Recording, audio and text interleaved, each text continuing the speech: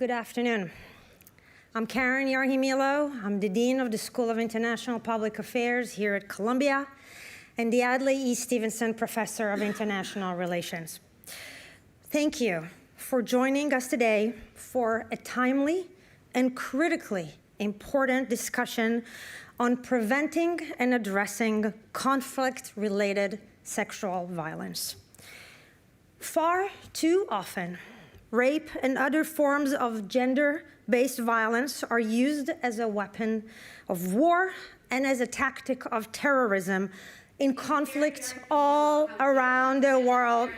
And I am going to ask you to please sit down. I am going to ask you to please sit down because you are interrupting, and you're interrupting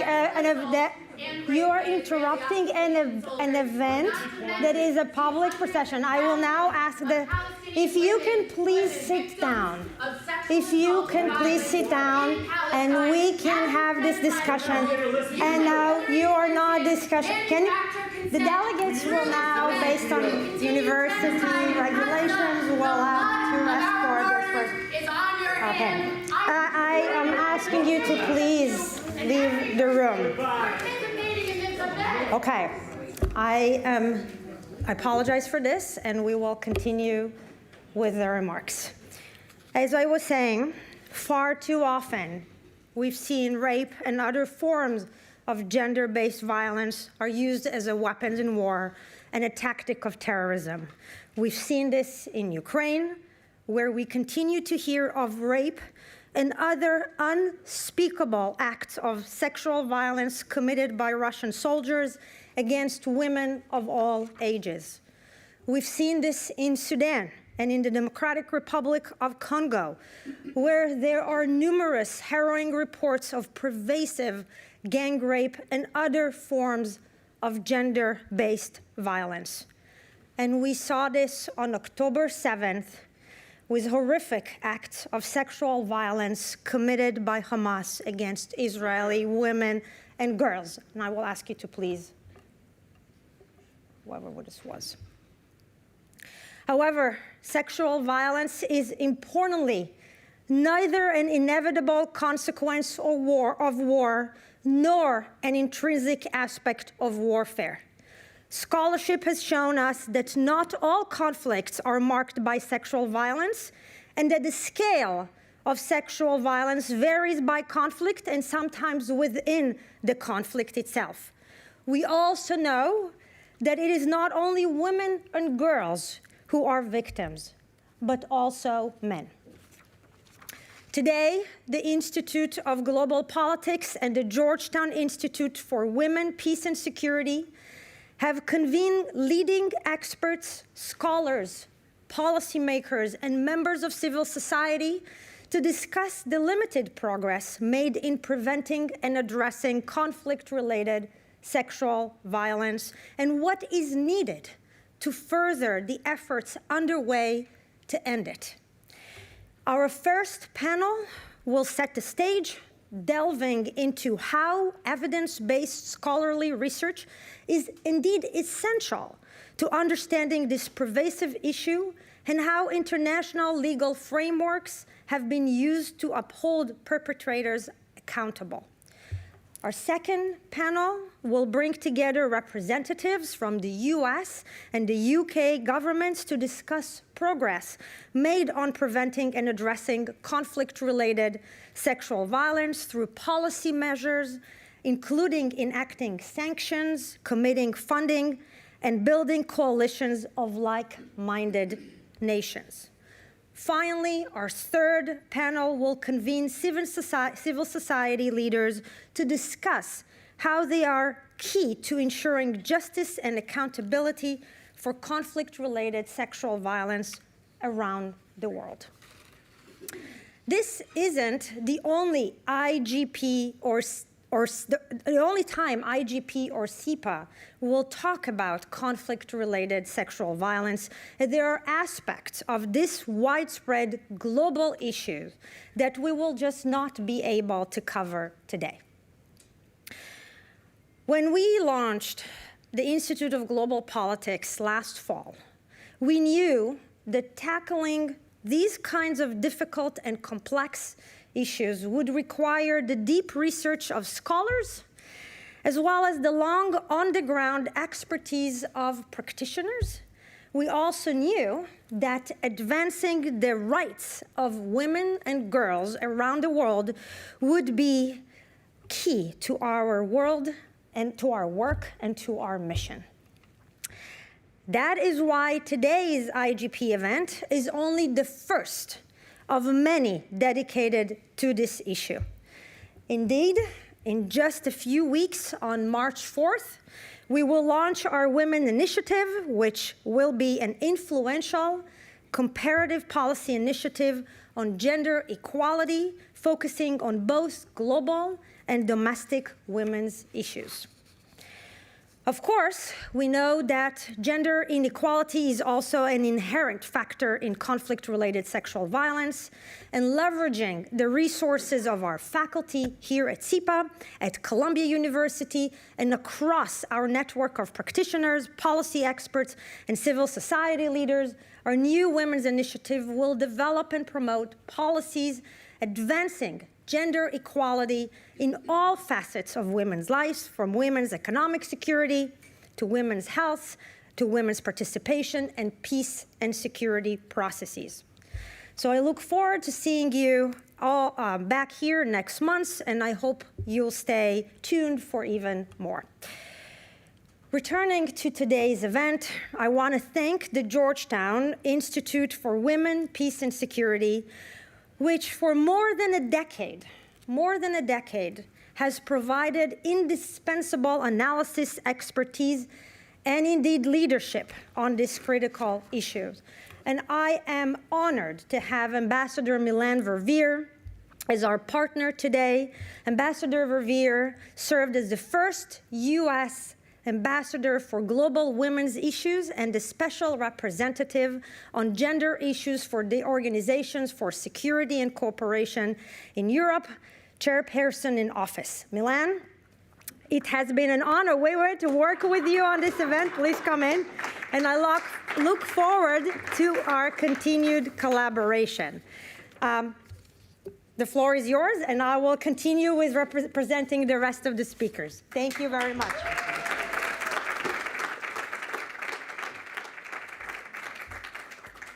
Well, thank you so much, Karen, and I'm going to ask you to bear with my voice today. We come together to more effectively prevent and address the scourge of conflict-related sexual violence. We at the Georgetown Institute for Women, Peace and Security are so pleased to be able to join with the Institute of Global Politics here at CIPA for today's collaboration. Sexual violence continues to terrorize predominantly women and girls, and conflicts raging around the globe. Sexual violence and conflict is one of the most widespread and persistent human rights abuses stemming from deeply rooted notions of women's unequal status. It inflicts terrible suffering on its victims and its survivors. Prevention, protection, prosecution are critical goals in confronting this violence, still rarely achieved, and impunity for these crimes continues largely unchecked. More than 25 years later, most survivors in Bosnia have yet to see their cases prosecuted. Justice has been difficult to achieve. I have met with many women who are still waiting to see justice rendered in their cases. I was in Bosnia not too long ago, and a woman came up to me, and she told me how haunted she still is by the rape that she incurred. And she added, she can't live with herself, but her perpetrator is the highly respected policeman on the neighborhood corner. This is the reality of so many. Many survivors are twice traumatized, first by the violence afflicted by the perpetrator, and then by the indifferent reaction of society and government. More than 2 decades have passed since the courageous Bosnian women survivors took to the stand in The Hague at the International Criminal Tribunal for the former Yugoslavia. They testified to the unspeakable horrors perpetrated against them. Their testimonies gave voice to the estimated 25,000 to 50,000 women who were raped largely by Bosnian Serb forces in the army as a result of a war policy of mass systemic violence targeted against women. The landmark decision by the tribunal to prosecute for the first time in history rape as a crime of war was based on the impact of these voices of the survivors of Bosnia. For the first time, rape was categorized as a war crime under international law, and it set a precedent for future tribunals like Rwanda, like the work of the International Criminal Court.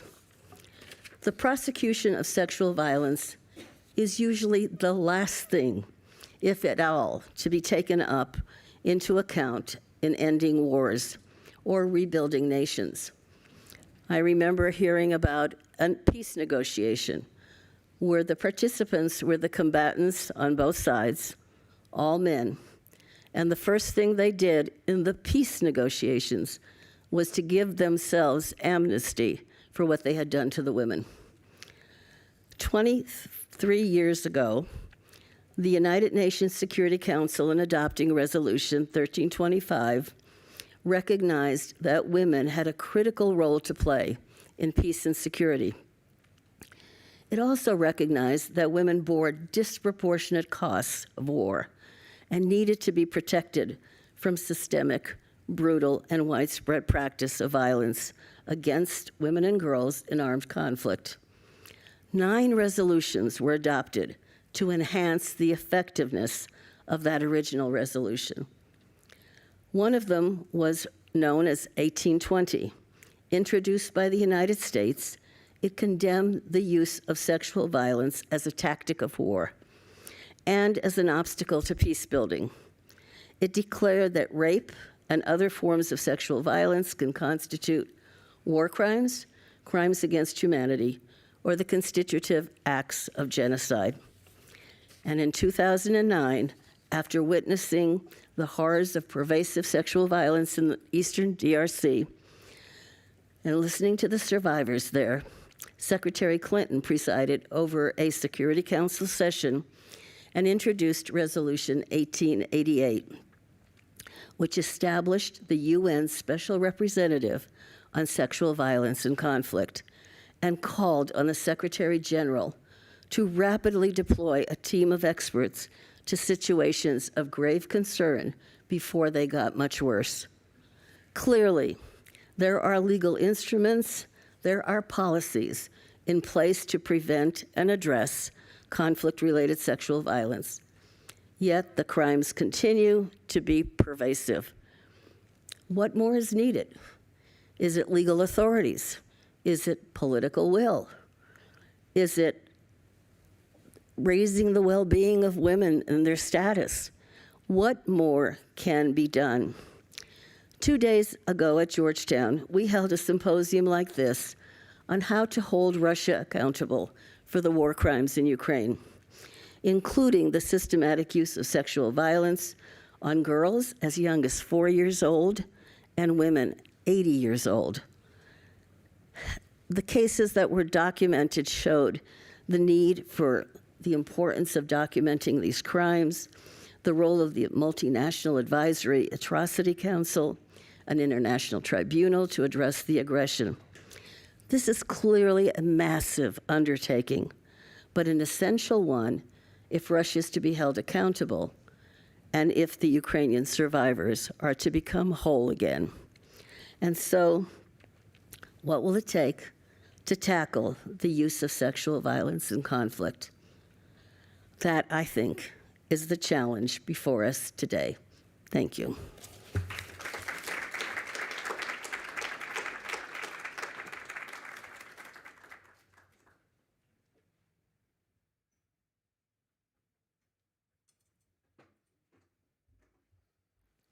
Thank you very much. Diane Ronald Clinton That's my name. That's right. War criminal. The people of Libya, the people of Iraq, the people of Syria, the people of Yemen, Sir, the people sir, now I am of going to Palestine, ask you to as leave well as right the people now. of America, will never forgive Violating the university code theological. of Rotary. I'm asking you to leave. The delegates will now escort you out of the building. Thank you. Can you? Sir. Thank you so much. Thank you so much. Free! Sorry about- Free Palestine! That's right. Yeah, okay, sorry. Free Palestine! Free! Free Palestine! Free! Free Palestine! Free! Free Okay. Free! Free Palestine! Let me thank all of you for coming because this is such an important subject. And as you just heard from Milan, it is one that she and I and so many others have been focused on for decades. And yelling doesn't solve the problem. The kind of hard work and the work that you will hear from the panelists today, I think it's important that we, okay, all right, we're gonna stop a minute, and I don't, if, you know what, why don't all of you just interrupt me so that you won't be interrupting our panelists, so that we don't have this kind of disruption when we have people who are real experts in this area. And so I think it's important to focus on the event we're here. People are free to protest, but they are not free to disrupt events or classes, and that is going to be the standards that we follow here and going forward. So, when we think about this issue, it is an issue that is very much top of mind, and Milan Verveer has been on the front lines of dealing with it for a very long time. We are here today because it's essential that we not turn away from what is going on across the world. And it's very important that, we have women's perspectives. You are disrupting an academic event. Please exit the space. You are disrupting an academic proceeding. This is a violation of the university rules of conduct. You're in violation of the university rules of conduct. Thank you for leaving the space.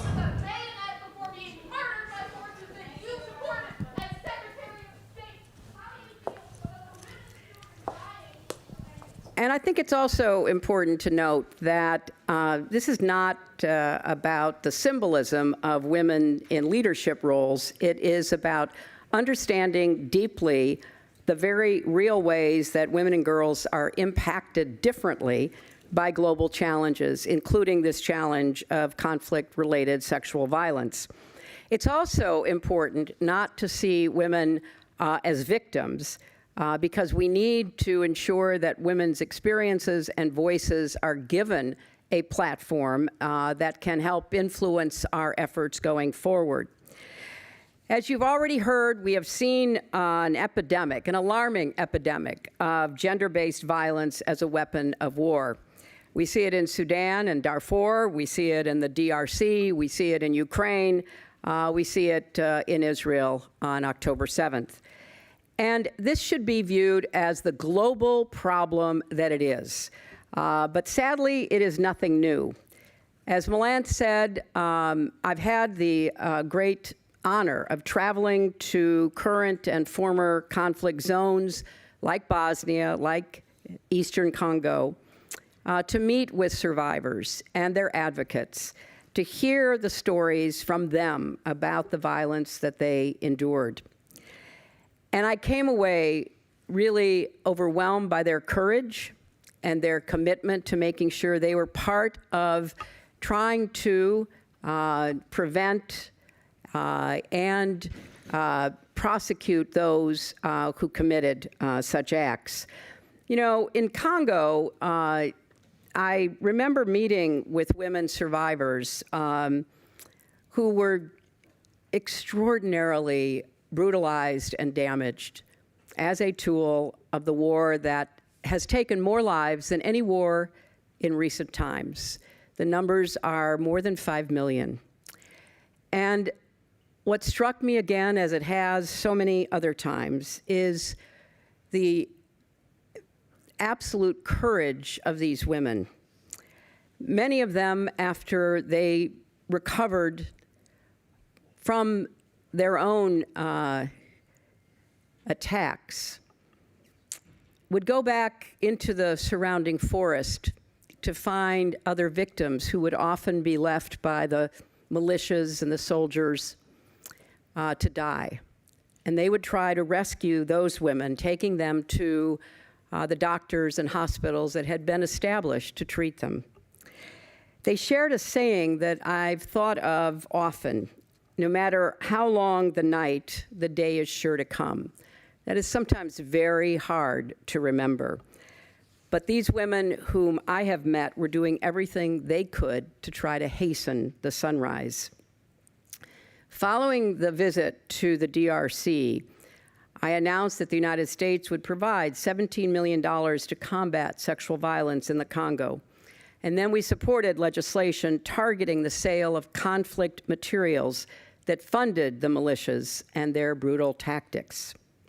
And as Milan has said, I was very privileged to preside over a UN Security Council meeting as Secretary of State focused on women, peace, and security. And the U.S. introduced a resolution that did pass unanimously, making the protection of women and children from sexual violence a priority for UN peacekeeping missions around the world, Resolution 1888. Sadly, there has not been enough support and enough implementation of these programs, of this resolution, by individual nations, by the UN, and other actors. Because accountability is critical in preventing gender violence. It's particularly important when the violence is committed by people in positions of authority, including the military or the police force. Part of the reason these crimes are so rampant is because they are perpetrated with impunity. That's why I'm also inspired by women-led organizations like the Center for Civil Liberties in Ukraine, who are documenting Russia's atrocities so that perpetrators can hopefully face prosecution. We'll hear from panelists today who are bearing witness to these crimes against humanity, doing everything they can, individually, organizationally, to try to hold perpetrators accountable.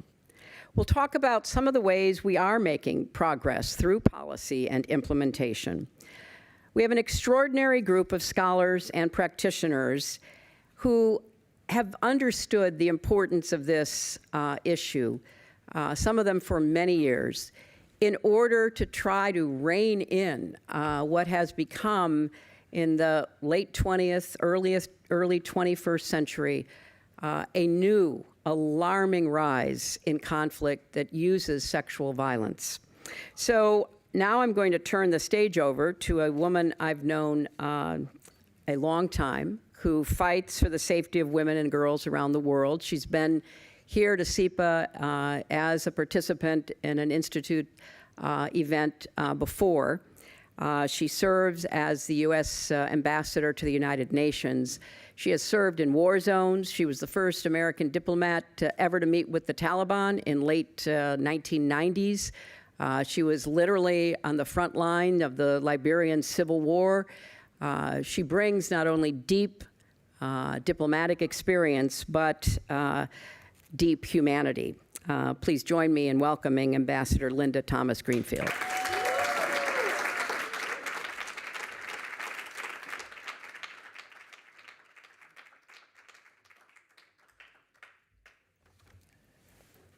I think it's afternoon. Good afternoon, everyone, and thank you so much, Secretary Clinton, for that kind introduction. Thank you, Dean, for inviting me back. Thank you so much, Milan. You have also been on the front lines of these issues, so I'm really delighted to be part of you and joining this. regulations and the conduct of the university, we will ask delegates to now please escort you out. You are interrupting an academic event, and this is in contrast to the university regulations about time, place, and manner. You are now going to be escorted. Okay. Okay.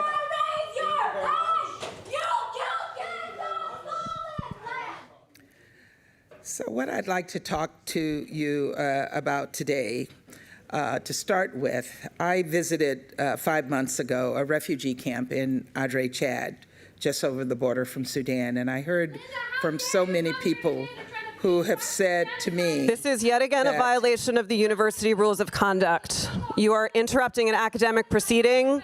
It is time for you to exit the space. This is a violation of the university rules of conduct. This is an academic proceeding, and you need to exit the space.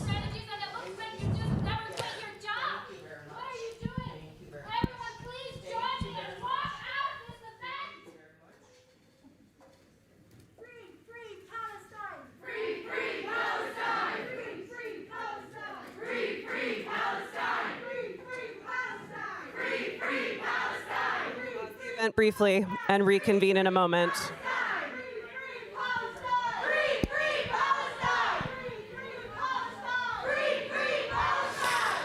We embrace freedom of expression at Columbia University. This is a violation of the university rules of conduct, as it's a disruption of an academic proceeding. Thank you for making your way out of the event space.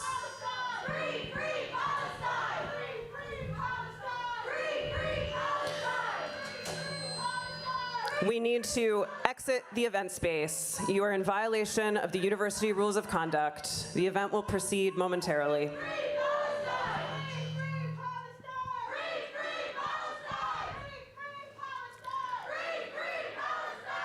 You need to exit the event space.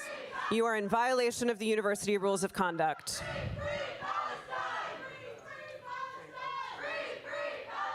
Thank you to our audience for being patient. We will begin again momentarily.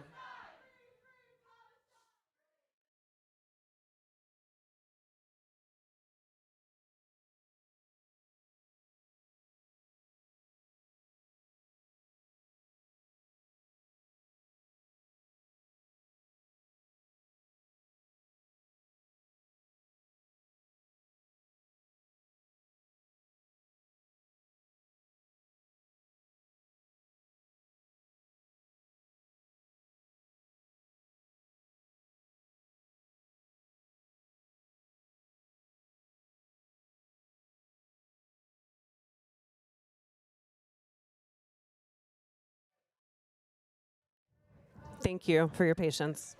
I thank you for your patience as well. And you can see there are a lot of emotions about all of these issues.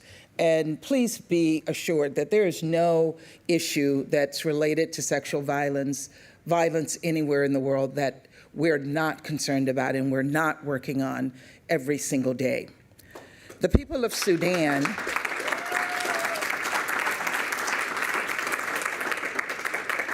The people of Sudan actually think we've forgotten about them. And we are dealing with them as well. And that's why I took my trip to Sudan 5 months ago. Tens of thousands of people were living there in makeshift tents. They were living under tarps and sticks strung together to provide shade from what was a blistering heat. And the overwhelming majority of the camp's inhabitants, 90%, were women and children. Families who fled the violence with nothing but the clothes on their backs, walking for miles and miles to reach the border. And what was so extraordinary to me was that I had been in that camp 20 years earlier and saw exactly the same thing 20 years later, women and children fleeing violence. I met with some of the refugees during my visit, mostly women, who in all likelihood had seen and experienced horrific sexual violence at the hands of the Rapid Support Forces and the armed militias. And I will never forget their stories. But I know that for every story of conflict-related violence that gets told, there are so many more that we never, ever hear. Stories of girls being kidnapped from the streets as they walk to school in Khartoum, of women being handcuffed to the backs of trucks and transported to Darfur. The stories of Ukrainian men, women, and children subject to sexual violence at the hands of the Russian military, with victims ranging from age 4 to over 80. Stories of women in Myanmar who were extrajudicially executed by the military and whose bodies bear injuries consistent with sexual violence. And stories of people in Israel raped by Hamas on October 7th. Many of those violated were murdered, and those who survived Hamas's atrocities are living with the physical and emotional scars today. Of course, these are not just stories. These are ample evidence to back up a harsh, harsh reality that sexual violence continues to be used as a weapon of war. Women's bodies are being used as a weapon of war, used to terrorize, to destabilize, and to break communities down. It is used to silence people, to make them think that they are alone, that their lives are not worth living. In Chad, I talked to a woman who said, and she was very young, I don't know what her age was, and she told me that what happened to her had made her lose her ambitions. And it was heartbreaking to hear that, because I am sure that is the feeling that every single woman who has been raped leave that experience with. She lost her ambition. And so we owe it to the courageous survivors who have come forward, to the victims who have been silenced by fear and by shame, and to those who've been killed before they could even tell their stories, to take on this epidemic of sexual violence. The people gathered here today are on the front lines of that mission, and I want to leave plenty of time for them to talk about the root causes of the violence and, more importantly, the tangible solutions to this. But for my part, I believe that there are 3 core tasks before the international community. The first is holding perpetrators accountable, whether it's high-level actions like imposing economic sanctions or visa restrictions, or state-level interventions to strengthen documentation, pass relevant legislation, and change the institutional culture. We must use the diplomatic tools we have to bring people to justice. And I'm proud that the United States has taken action to that end. We're naming and calling out as specially designated global terrorists, ISIS leaders who have committed sexual violence against Yazidi women and girls. Sanctioning Haitian gang leaders for human rights abuses, including sexual violence.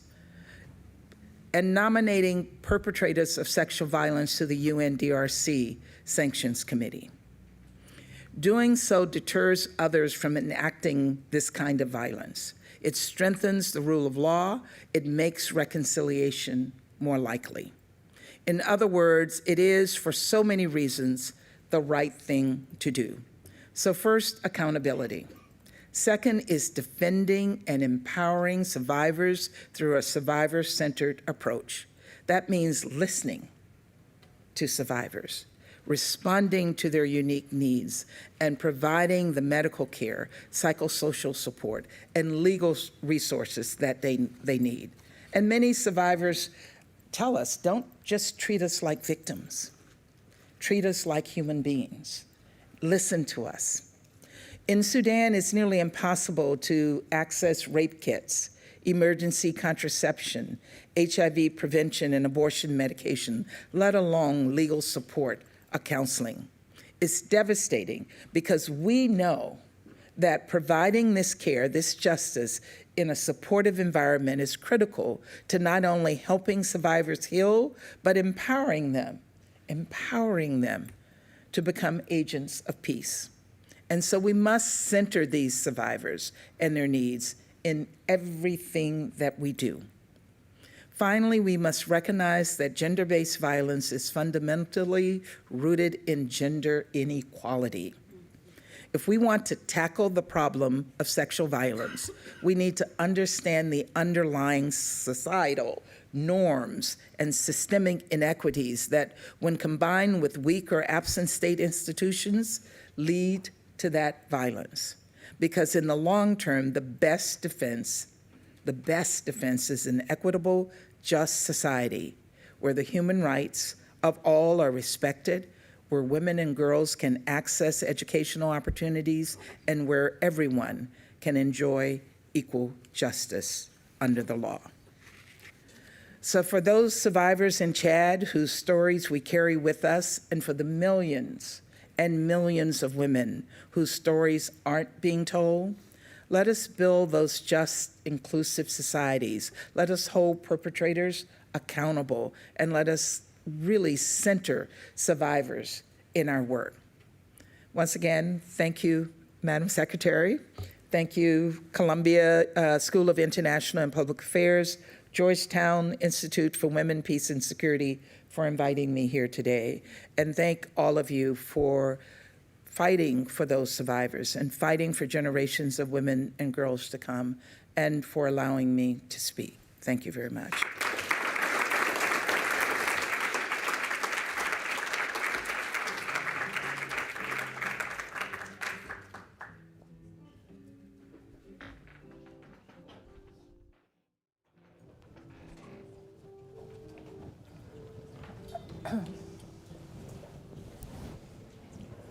So I want to start by thanking you all for being here, by thanking Secretary Clinton, Dean Yarhi-Millo, Professor Milan Verveer, and everybody who has made this event possible. I really strongly believe in the possibility for all of us to have a conversation, to have a dialogue on what are the root causes and the consequences and the ways of approaching the real scourge of sexual violence and conflict.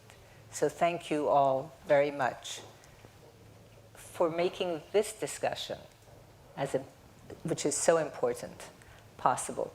I have the honor and the privilege of introducing this panel, which is about how scholarship can set the stage for our, not just for our analysis, but the way in which our analysis really has to inform the policies that we implement in order to address the question of sexual violence. So I will briefly introduce the two panelists, whom I'm delighted to have here with me. I'll then ask each of you a couple of questions, and if we have time, we'll take it into a more informal conversation.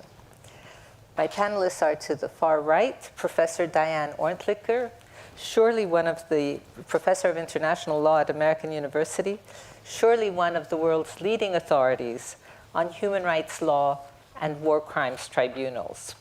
She has testified before the US Senate and House on many issues regarding domestic human rights and US foreign policy, has served in various public positions, including as the Deputy for War Crimes Issues in the US Department of State, United Nations Independent Expert on Combating Impunity on appointment by the UN Secretary General, and Special Advisor to the High Commissioner on National Minorities for the Organization for Security and Cooperation in Europe, on secondment from the US State Department. Professor Orntlicher's recent book, Some Kind of Justice, The ICTY's Impact in Bosnia and Serbia, provides us with the definitive account of the International Criminal Tribunal for the former Yugoslavia, and offers a groundbreaking account of an essential element of this entire discussion, which is how an international criminal tribunal can and does affect local communities and the factors that account for its changing over time. So thank you very much, Professor Orntlicher, for being here. Professor Ragnhild Nordash is an assistant professor in the Department of Political Science at the University of Michigan and an affiliate of the program in International and Comparative Studies and a faculty associate at the Center for Political Studies, the Institute of Social Research. She is also a senior researcher at the Peace Research Institute in Oslo, one of the really beacons of research in the field. Thank you very much for being here. And one of the co-creators of the global data set on sexual violence and armed conflict, which is precisely the kind of provides us with precisely the kind of empirical information that we need in order to be able to make intelligent policy. So thank you also very much, Professor Nordash, for being here with us. And so if I may, Ragnhild, I would like to start with you so that we can set the stage. And I think it's useful to start from a definitional question. What is conflict-related sexual violence? Where and when have we seen it? And what has scholarship taught us about it and about how we should be formulating policy? Thank you very much for your introduction, and thank you for inviting me here. I'm a social scientist, so of course care about definitions. And you could say we can start easy by saying let's just define what is conflict-related sexual violence. As with much of research on sexual violence, nothing is easy. And even defining it is not easy. And people have different definitions and different ideas about what it is.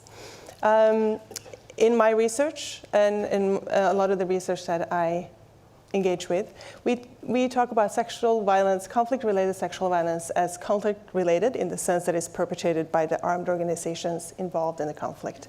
So that means state militaries.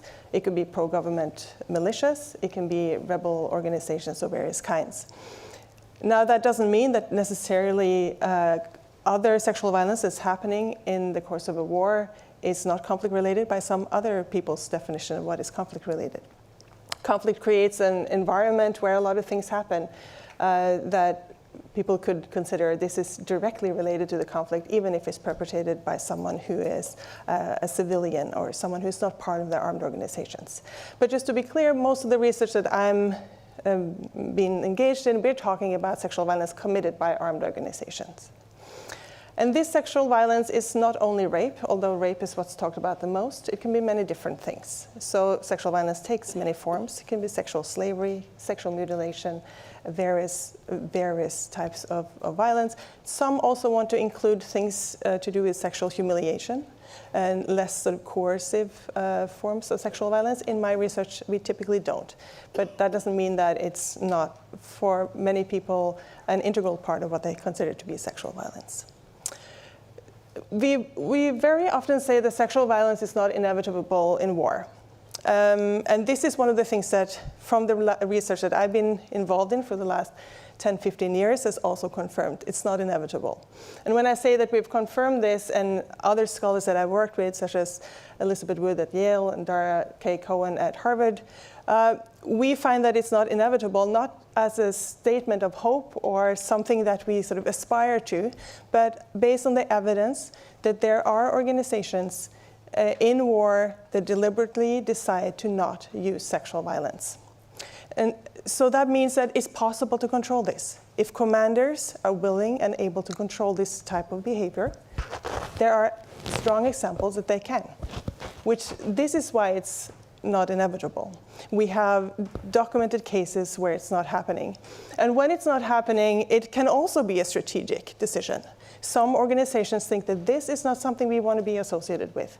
This is something that does not agree with our political platform or our ideology.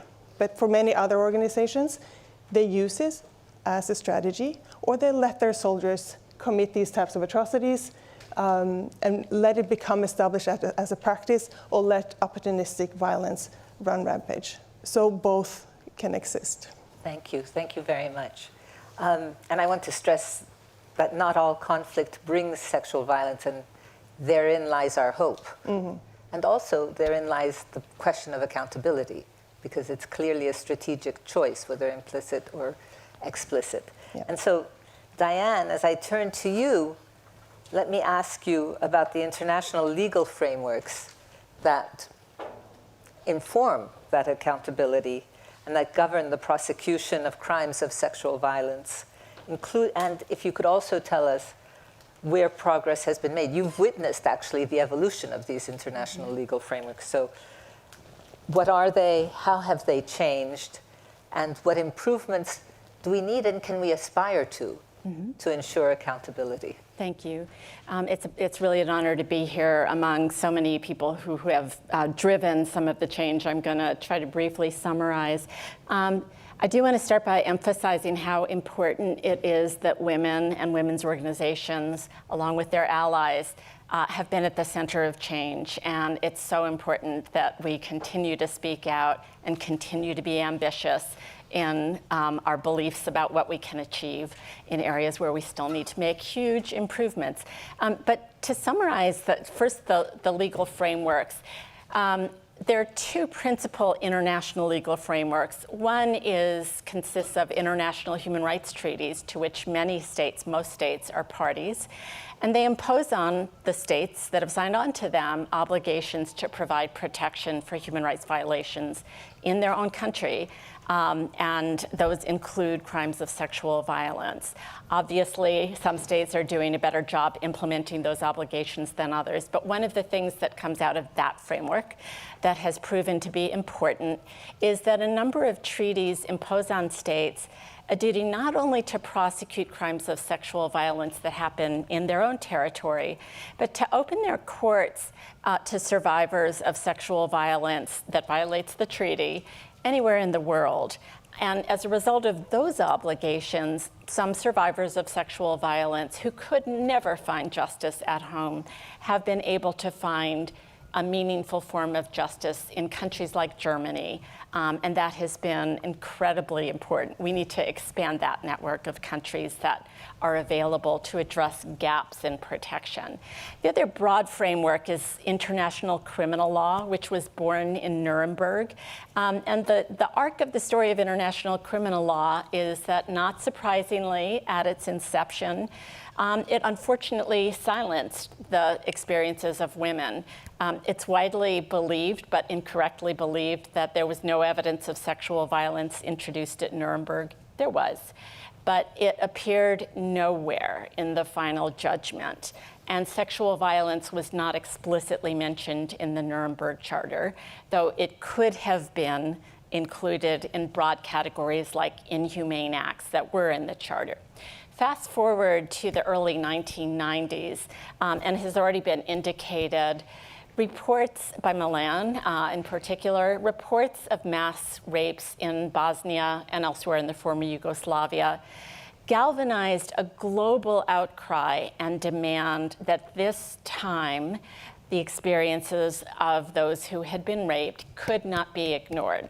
And one of the remarkable things that came out of that truly global movement is that international criminal law was reborn. So these voices of women demanding justice led to the creation of a new international tribunal, the first one since right after the Holocaust. And it led to demands, of course, that tribunal, the Yugoslavia Tribunal, and others created in its wake, would take seriously, for the first time, crimes of sexual violence. Those tribunals weren't perfect. Their statutes had omissions, but over time, they progressively developed the law. They made a priority of prosecuting these crimes. And I think what's important today is that they provide a model that's available to states, and which many states have emulated, to show how you can overcome systemic barriers to prosecuting these crimes. And the last thing I would say, just in terms of gaps, is that we do continue to see not only gaps in where justice can be found, we just have a patchwork system right now, but we also continue to see, even in countries that have very well-developed systems of justice, some of the traditional biases that keep women's experiences in the shadow.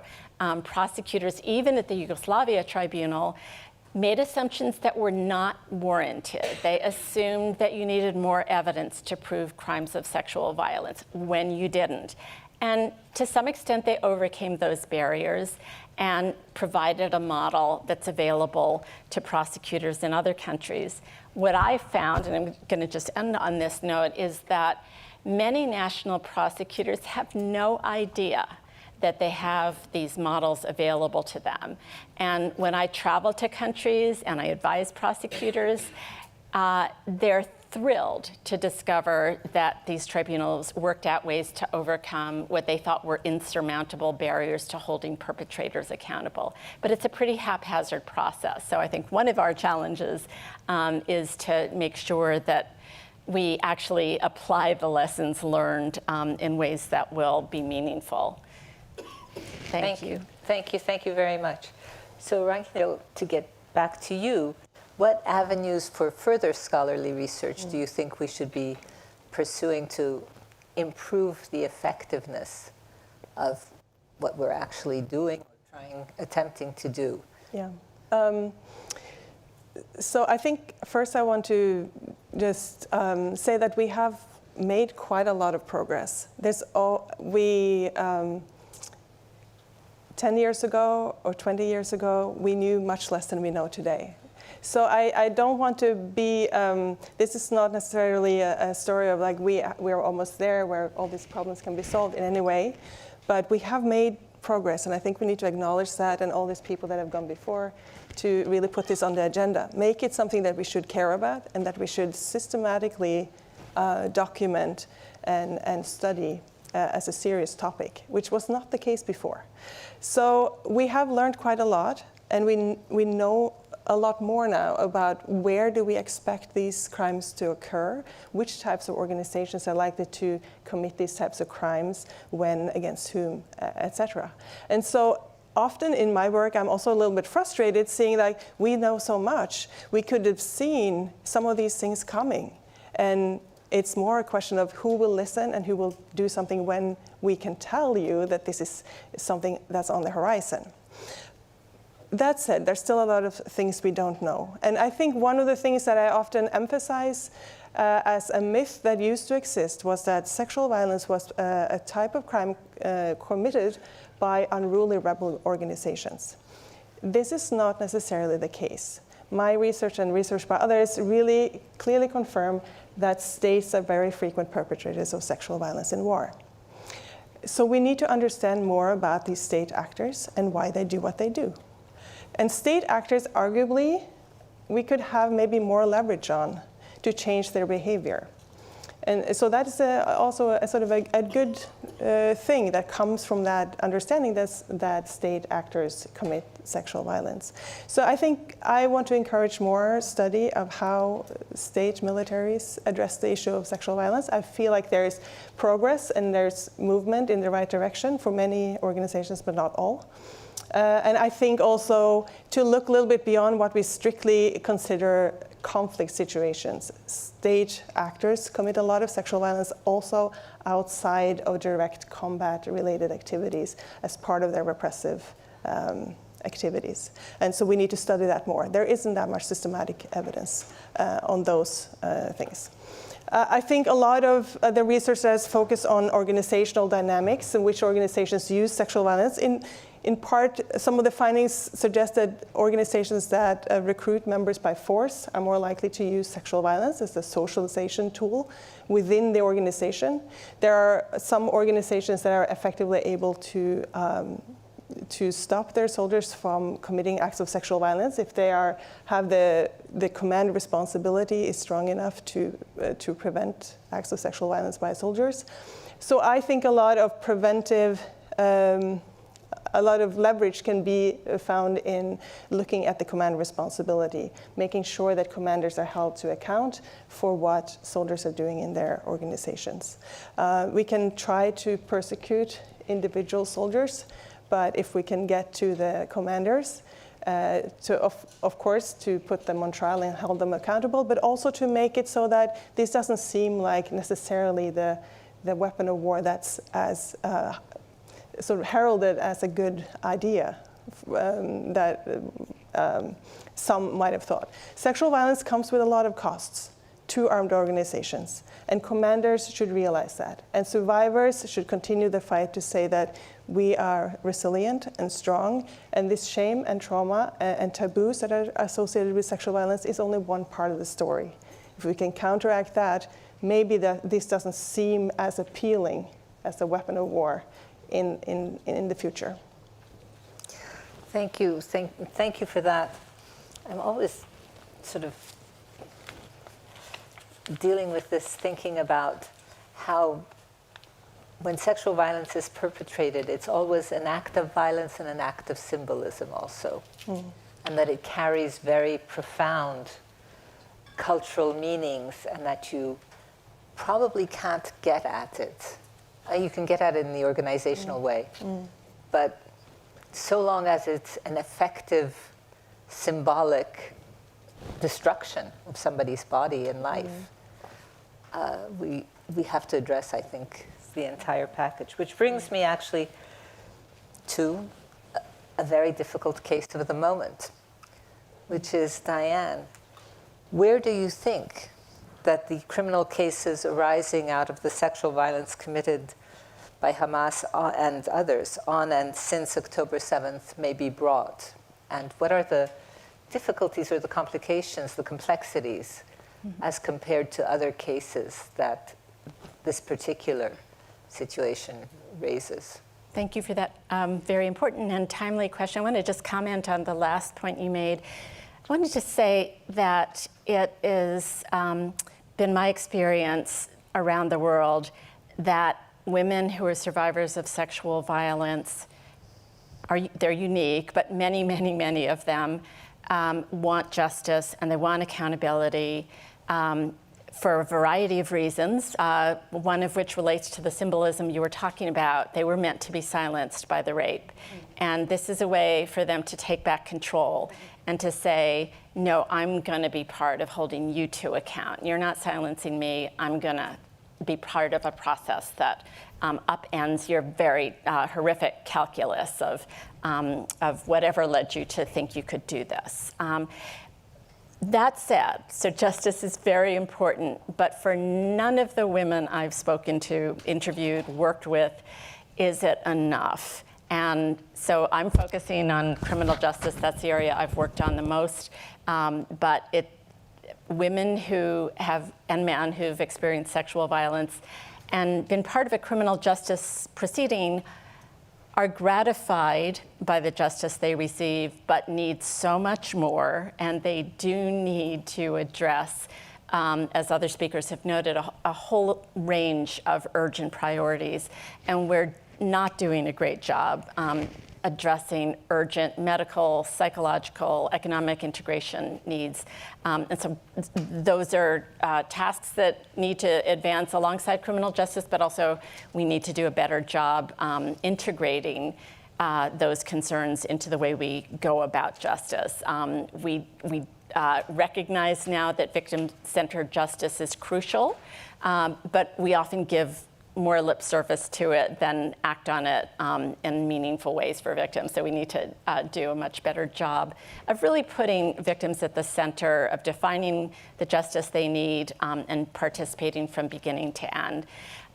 Turning to the crimes of and since October 7th, in some ways it's a very different situation than what we're used to, and by that I mean typically in the cases that we've seen in the last 30 years before international criminal tribunals and national courts, you have survivors who provide a starting point for investigations. And as was mentioned earlier, Hamas killed most of the women who were raped and otherwise sexually mutilated. So that's a different starting point. The point I want to make, though, is that we shouldn't draw from that any assumptions about how much harder it's going to be to hold perpetrators to account. It will be challenging. It always is. And there will be challenges of literally gaining custody of perpetrators.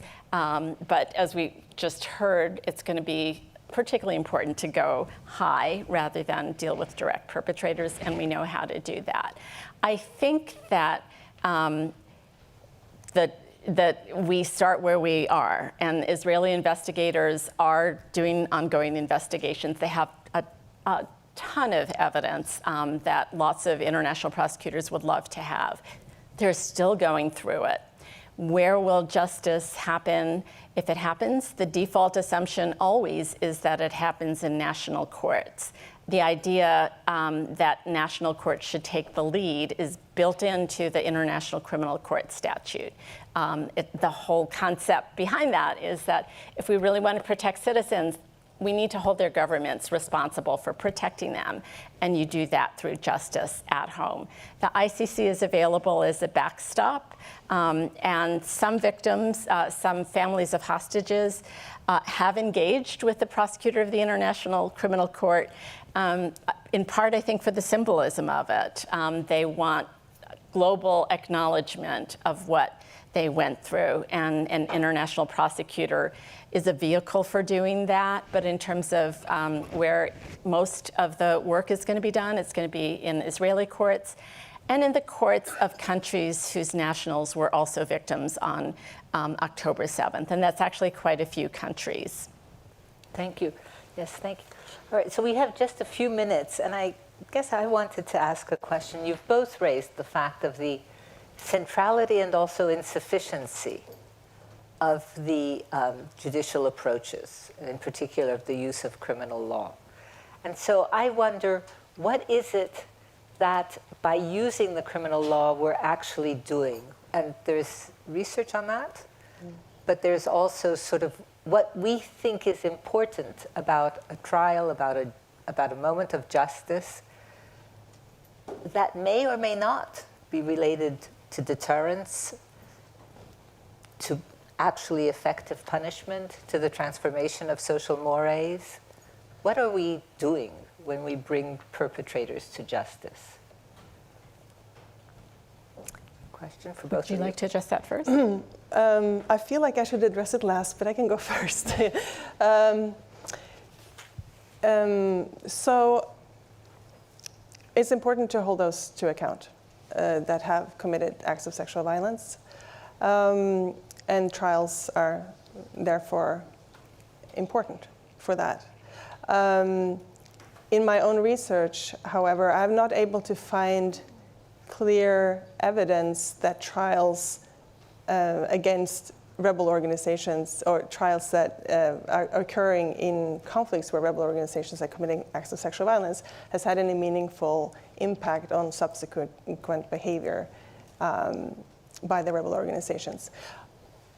That doesn't mean that we shouldn't do trials. It has nothing to do with that. I'm just, by that, indicating that we know that amnesties and signals of impunity can make the situation worse, but trials does not necessarily have a very immediate, tangible deterrent effect. So when we're talking about prevention and deterrence, we also have to think beyond trials, in my opinion, from my research. Again, not to say that we shouldn't do trials, we absolutely should, but deterrence and prevention has to be a broader set of instruments and policies than only trials.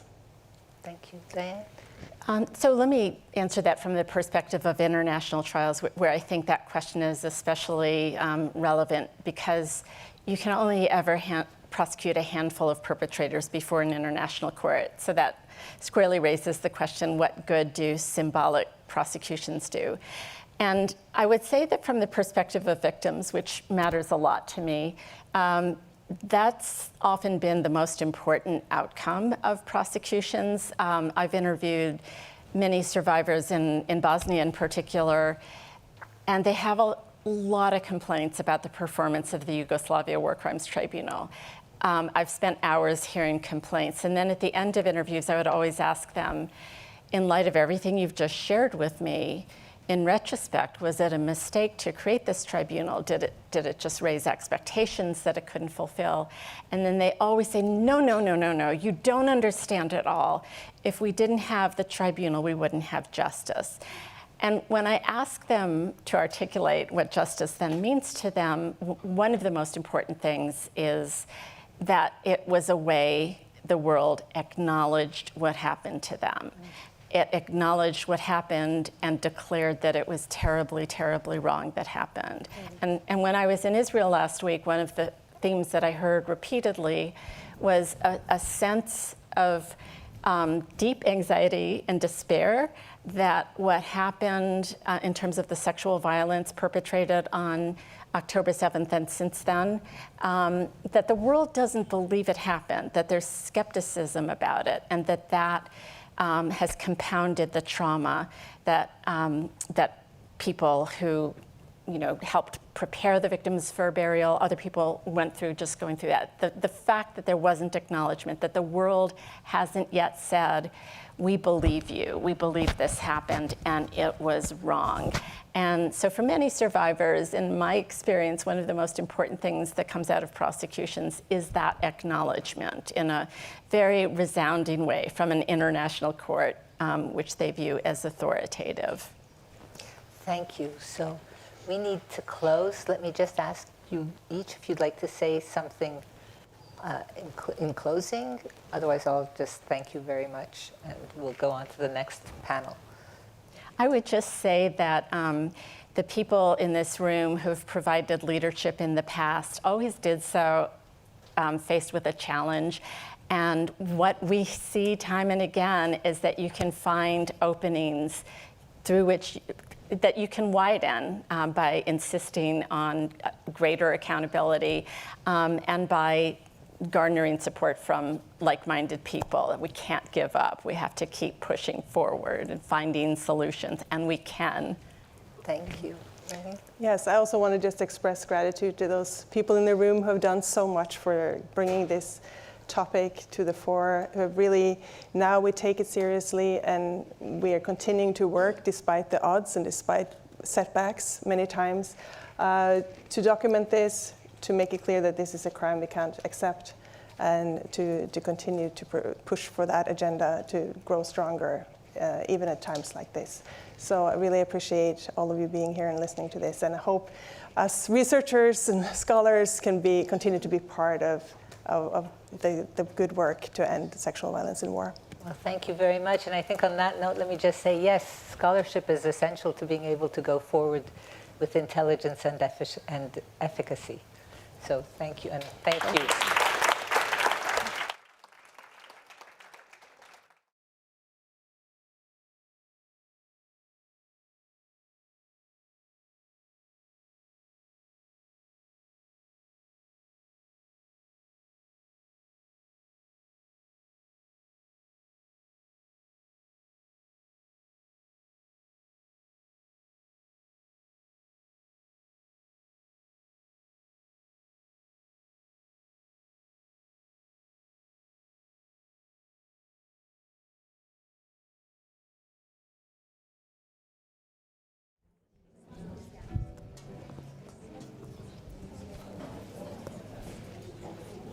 Now, one of the most important ways to drive progress on conflict-related sexual violence is through effective policies that are implemented.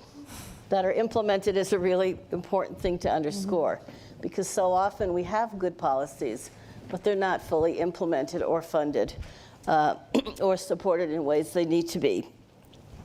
We have two top officials of the U.S. government with us today, and we will hear the priorities from England as well. Ambassador GIWPS is the U.S. Ambassador at Large on Global Women's Issues. She is directly to my right, a position that reports to the Secretary of State. She brings to this position a wealth of expertise and experience.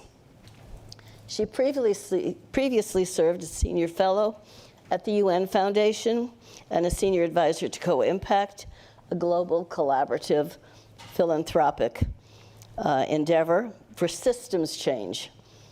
And prior to that, she was Deputy Executive Director for programs at UNICEF. Earlier, she was the Senior Fellow with the Gates Foundation and president of the International Center for Research on Women, a very important position that she held for more than a decade. So Geeta, I could say so much more about you, but welcome, and we're eager to hear from you. Thank you. With her is Rachel Vogelstein, who is a special assistant to the president and deputy director of the Gender Policy Council at the White House. And she's also does work as the advisor on gender to the National Security Council. She is the author of Awakening, Me Too and the Global Fight for Women's Rights, which captured the groundbreaking impact of the Me Too movement. For over a decade, she served as an advisor to Secretary Clinton, first in her role in the presidential campaign, and then earlier served in the Secretary's Office of Global Women's Issues at the State Department, helping to lead a lot of the pioneering work that was done to integrate gender into U.S. foreign policy. When she left the State Department, she became a senior fellow and director of Women in Foreign Policy program at the Council on Foreign Relations. And like Geeta, I could go on and on about Rachel. In full disclosure, we work a lot together, and they are extraordinary public servants, so I'm really pleased that they could be here today to discuss this topic with all of us. I want to start with the big picture. You have been involved in this in varying positions over a long time. We want to see more progress. We know it's been limited. It could be that much more effective than it is. What are the biggest inhibitions, in your view, from a policy point of view? Where have we made progress? Mm-hmm. What could we build on? And what particularly are you working on now that will move us that much farther ahead? And Geeta, let's start with you. Sure. Thank you so much, Milan, and thank you for your leadership on this issue. Secretary Clinton, thank you. And to the Dean, thank you for bringing us together on this important topic. A very sad and depressing to listen to it all morning, but very, very important topic in today's world, because the brutality and the prevalence of conflict-related sexual violence is just staggering right now. And you've heard the previous speakers talk about the various countries in which this has happened. And it just underscores the point that women repeatedly bear a huge burden of conflict and war, through death, through illness, through famine, through rape, through all forms of sexual violence. And I just want to say that the scale of the problem is the biggest challenge right now, because we have the highest number of conflicts occurring concurrently since World War II in our world today. So the scale is important to keep in mind as we think about what we should do, because all of them have been marked by sexual violence. So what is the US government doing? I think the biggest piece that we are moving through the Secretary's Office of Global Women's Issues is trying to integrate an understanding of gender inequality into all of the work that's being done on atrocity prevention. So to make the case that it is, as Linda Thomas-Greenfield just made, our ambassador, that it's the underlying gender inequality and its consequences that fuel this particular phenomenon of conflict-related sexual violence, which typically is an atrocity, of course, in itself, but it's also an early warning sign of other atrocities. And so to understand how to integrate it into atrocity prevention is extremely important, and that's the case we're making. In order to do that, part of our task in the Department of State has been to break down the silos between the work that's happening primarily through my office, but through several other bureaus on gender-based violence, the Women, Peace, and Security agenda, and the atrocities agenda, the atrocity prevention and response agenda. To break down those silos and see them all as being interlinked is a key part of what we do. The other is to focus on prevention, not just response. I think of course, accountability and justice is a form of prevention. But to really emphasize that prevention is a central pillar of CRSV, of conflict-related sexual violence programming and policy. And therefore, to look at those countries that are particularly fragile, that are likely to be conflict affected, and start addressing the underlying root causes of gender inequality in those places. So I really believe, and there's evidence to show this, that countries that are more unequal in terms of access to resources and opportunities for men as compared to women are more likely to enter into conflict. There's plenty of correlational evidence to show that. So why not address those root causes up front is one way to look at it. What are the obstacles to progress, you asked? I think it's true that justice and accountability is incredibly important. The systems that we currently have take so long to get that justice. It takes 3 to 5 years.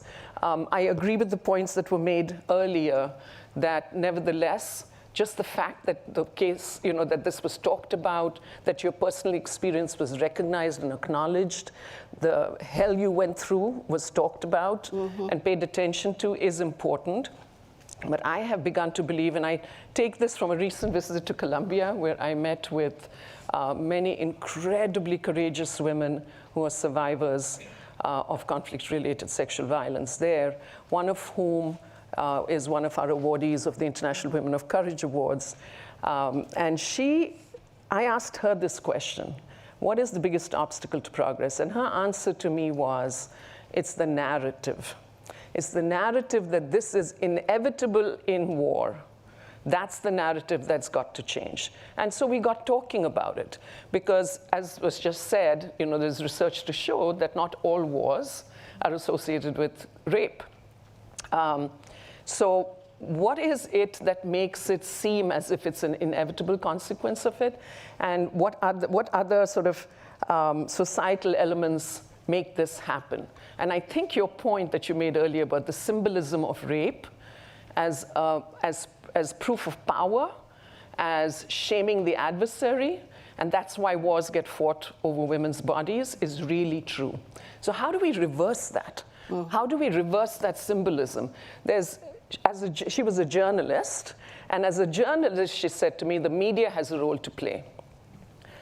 Senior officials in the military have a role to play.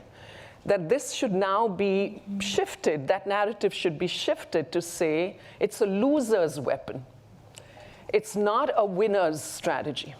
You don't win wars through rape, you lose. This is when you're losing, so that it's shameful for the perpetrator to have to, when I came to this country, I learned that this was loser.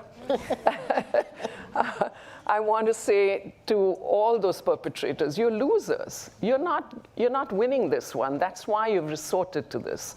That's the shame that we need to introduce into this. Instead, it's individual women who bear the shame and the stigma.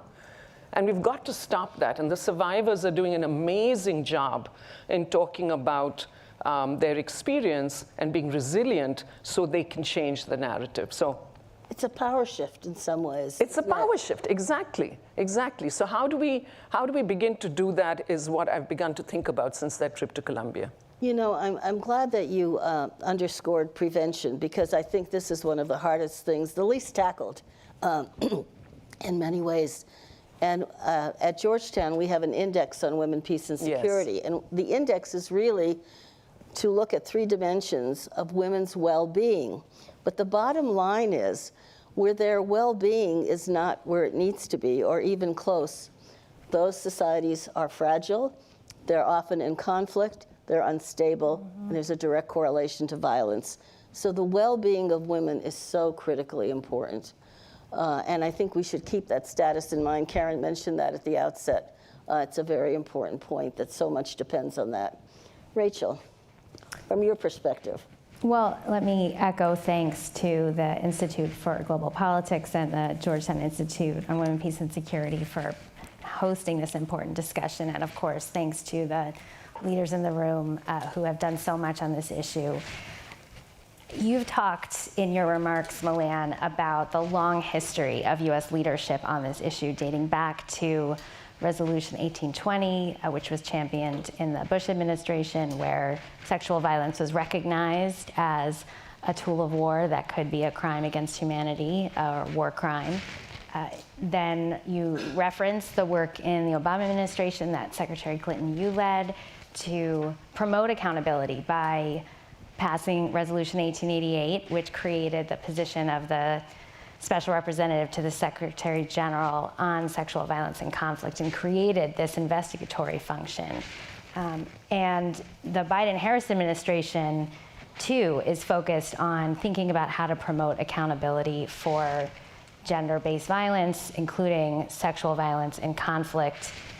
And that's due to the commitment of President Biden and Vice President Harris creating the first ever White House Gender Policy Council to address these issues, our first ever national strategy on gender equity and equality that puts this issue squarely at the heart of what we're doing to advance peace and security around the world. But despite this policy framework that exists that you talked about, we know that for too long there's been this gap between condemnation and action. And that has left perpetrators without access to justice in too many cases. Not only does it take a long time, but in some cases, justice is never seen. Mm-hmm. And so that is why we have been focused in this administration on policies to prevent and address the crime with a particular focus on action. And so there's a few that I would mention. The first is an initiative called Safe from the Start, which is an initiative that we've actually expanded in this administration that existed in prior administrations. It's a humanitarian initiative, and the idea is to make sure that there's a focus on preventing and addressing gender-based violence, including conflict-related sexual violence, at the outset of any conflict. So building that into our humanitarian response processes has been an important prevention tool.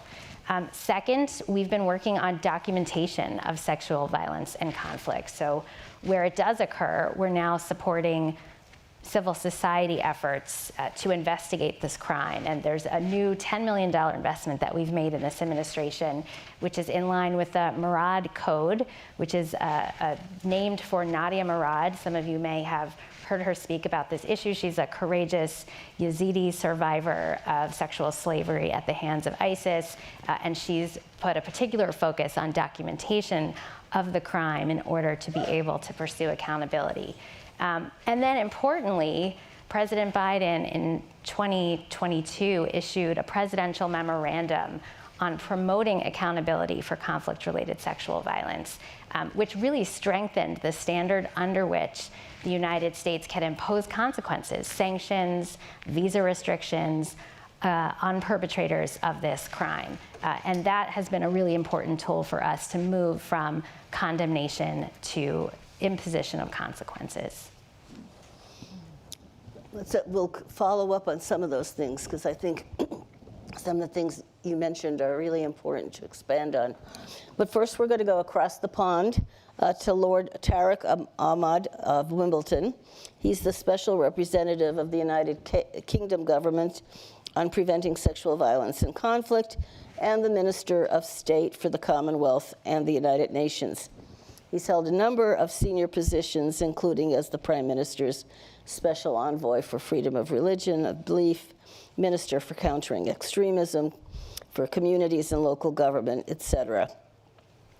10 years ago, the United Kingdom's Foreign Secretary at the time, William Hague, announced a major initiative of the British government. It was on preventing sexual violence and conflict. And he, as Foreign Secretary, which is essentially the Secretary of State, made conflict-related sexual violence a priority of the government. And embassies throughout were getting the message, this is a priority for us. And he held one of the biggest conferences, it was under PSVI, preventing sexual violence. It was unprecedented. And the United Kingdom today is continuing a lot of that work, and we're going to hear from Lord Ahmad now on what the priorities are for the UK. Good afternoon, everyone, and may I firstly thank you, Secretary Clinton, for the kind invitation to speak today. You and your team have put on what I can only describe as an excellent program together, and I'm truly sorry that I cannot join you in person today. My thanks also to the panelists for your tireless work in highlighting the horrors of sexual violence in conflict. Your work in supporting survivors has been truly transformational. And I know this, that we are all united in our determination to consign these abhorrent crimes to the history books. On a personal note, as the Prime Minister's special representative for preventing sexual violence in conflict, I can tell you very clearly that this is a key priority for the government of the United Kingdom. And it's been a key priority for me over the last 7 years, where I've had the honor to lead this agenda. You've already mentioned our landmark international conference, which was truly incredible. It brought together survivors for the first time, experts and representatives from dozens of countries around the world. And what did it do? It sent a very strong message of our collective international resolve to end sexual violence in conflict. A total of 53 countries signed a political declaration setting out next steps. And importantly, 40 made absolute concrete commitments to this agenda. We are also driving action through the Preventing Sexual Violence in Conflict initiative, to which we have dedicated £60 million since 2012. Most recently, our work includes working in partnership with the Office of the Prosecutor of the International Criminal Court, enhancing and realizing how new technologies like virtual reality can truly help survivors engage directly with the courts. And we launched this pilot recently in New York. In all of this, let me be absolutely clear, and this will resonate with all of you. Survivors are rightly at the very heart of our approach. Last year, I had the honor to set up the International Alliance on Preventing Sexual Violence in Conflict. Why? To amplify the voices of survivors. In 2019, as I looked at this agenda, I appointed 2 incredibly courageous individuals as survivor champions, themselves survivors of sexual violence in conflict, who now advise me and the government in how we shape our policy, how we present our programs as the UK and indeed for the Alliance. We are also working importantly to strengthen justice and accountability for survivors. And in the time I have, let me just share 2 examples. It was in 2022 we launched the Murad Code, working with Nobel laureate Nadia Murad, herself an incredible, courageous survivor of sexual violence. We followed that up last year with the guidebook on state obligations, what states need to do in relation to conflict-related sexual violence. And we are also driving progress at the United Nations, working to advance the draft Crimes Against Humanity Convention so it truly delivers for survivors. While it is also important for all of us that it's the survivor who is at the center of everything we do. I know from my experiences of survivors I've met across the world, first and foremost, not only do they survive the ordeal, but these courageous individuals who have endured the worst imaginable violations of their person, including torture and rape. It's not just our collective responsibility, it's our moral duty, our principal duty. And therefore, I'm honored to say on my behalf, and I pledge on behalf of my Prime Minister, and indeed my Foreign Secretary, indeed the whole of the UK's government's cast iron commitment to this objective. We have been, and we will remain committed to put survivors of sexual violence at the very heart of British foreign policy when it comes to conflict resolution. And I have no doubt that together we can continue to drive united international action. And why? We must support survivors and ultimately hold perpetrators to account. We act for survivors and we will work with survivors. Thank you.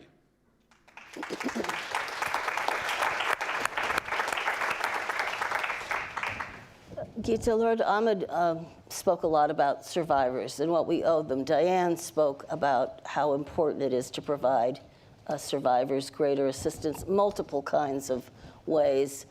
I know that the office that you head up has been deeply involved in this as part of the administration's policy.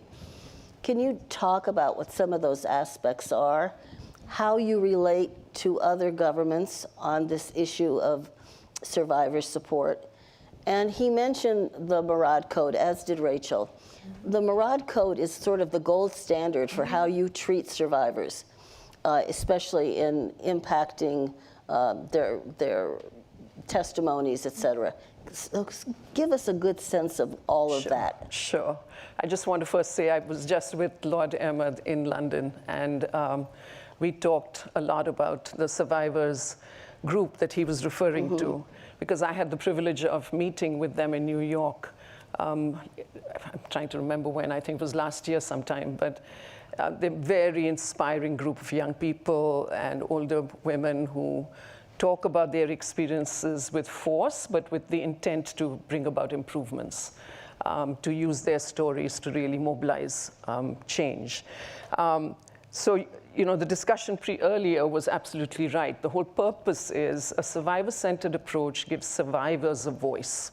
So the first thing you do is you get rid of that business of they're trying to be silenced. No, they have a voice and they're resilient, and we have to create the conditions for them to be able to be heard. So I think that's the first fundamental principle of a survivor-centered approach, is to allow them a place at the table, to hear their voices, but to do that in a way where they are comfortable and how they want to do it.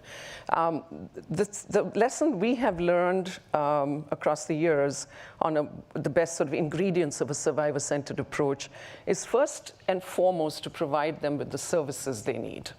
So the services they need, which the panelists had brought up earlier, for psychosocial support, for medical help, for the therapy, to just get rid of the shame that you feel.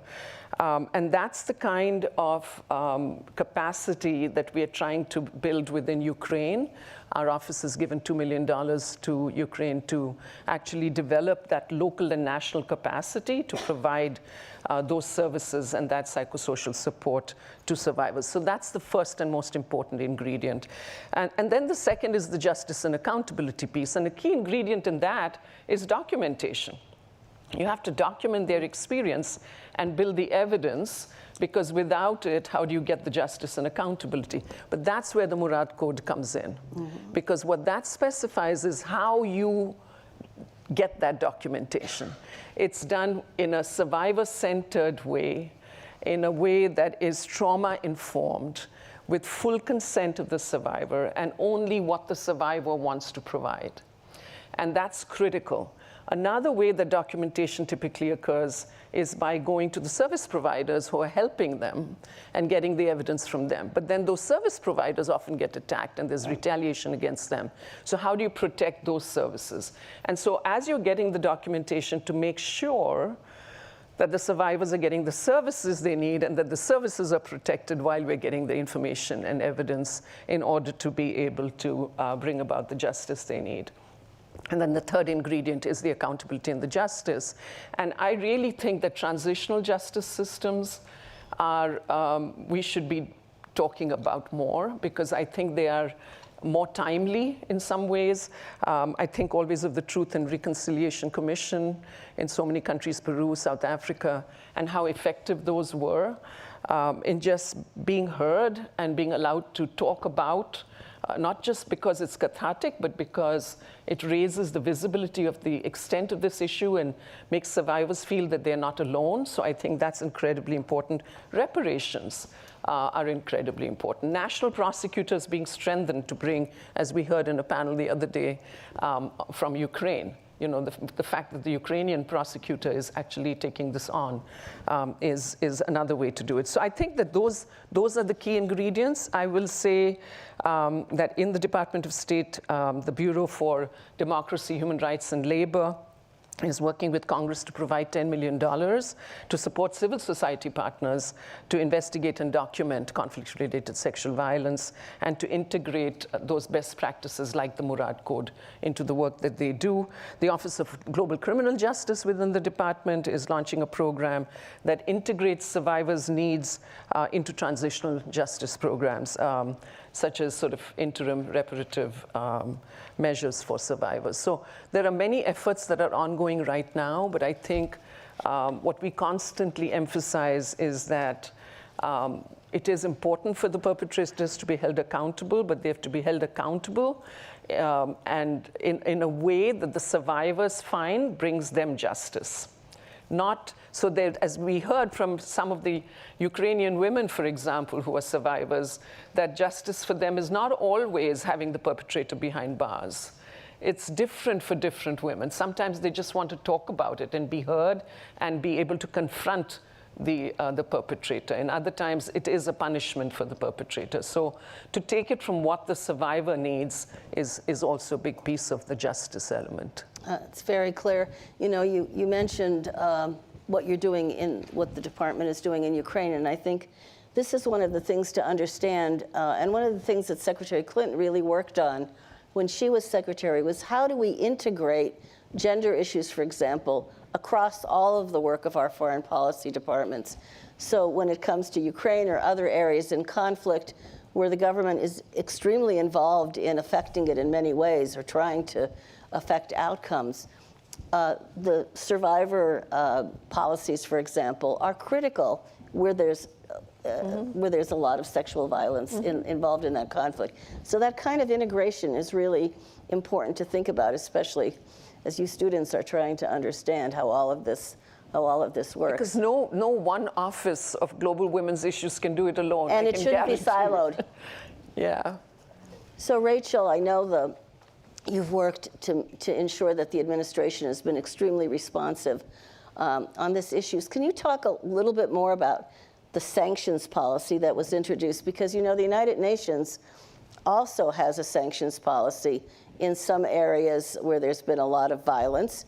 Some of it is very explicit, mentioning sexual violence. I can't say it's always implemented, but it's there, and it could be much more robust. How is the United States implementing it, and what hope do we have that it can make a difference? And then if you could just tell us, the U.S. has the only women, peace, and security law right now in the world. How is that impacting this issue area? Well, as you've heard today, for too long, conflict-related sexual violence has really been taken less seriously than other serious human rights abuses. So the presidential memorandum that President Biden issued in 2022 really addresses that by closing a gap that was in our own sanctions regime. So prior to the president's action, conflict-related sexual violence was just one of many factors that could be considered in the imposition of sanctions. So as a result, while conflict-related sexual violence could be a cause for imposition of sanctions, it rarely was. And so what the presidential memorandum did was change our policy to permit the imposition of sanctions solely on the basis of conflict-related sexual violence. And that means that for the first time, U.S. departments and agencies that are involved in issuing sanctions, the State Department, the Treasury Department, and others, they are now required to give equal consideration to acts of conflict-related sexual violence in determining whether to impose sanctions. And we've already seen results from the change in policy. So following the release of the policy in 2022, last June, a package of sanctions was issued by the U.S. government, which marked the first time that a dedicated focus on conflict-related sexual violence led to the imposition of U.S. sanctions. And in that case, it was sanctions designated against political and military targets in South Sudan, who oversaw the rape and murder of civilians during their civil war, and also two ISIS terrorists who were responsible for the rape and torture of Yazidi women and girls. And then yet again, in December of last year, we announced sanctions again, in this case against 13 targets from 4 countries for their connection to acts of sexual violence. And it was the largest set of financial sanctions and visa restrictions the United States had ever issued on the basis of conflict-related sexual violence. We saw designations against armed rebel groups from the Central African Republic who had forced girls into sexual slavery, 4 leaders from the ISIS affiliate in the DRC who had committed sexual violence, 4 gang members from Haiti who were responsible for or complicit in sexual violence, one of whom survivors had identified as directly responsible for more than 1,000 documented cases of sexual violence in 2022 alone. And then also 3 individuals from government-aligned forces in South Sudan who oversaw or ordered or directly engaged in sexual violence and sexual slavery.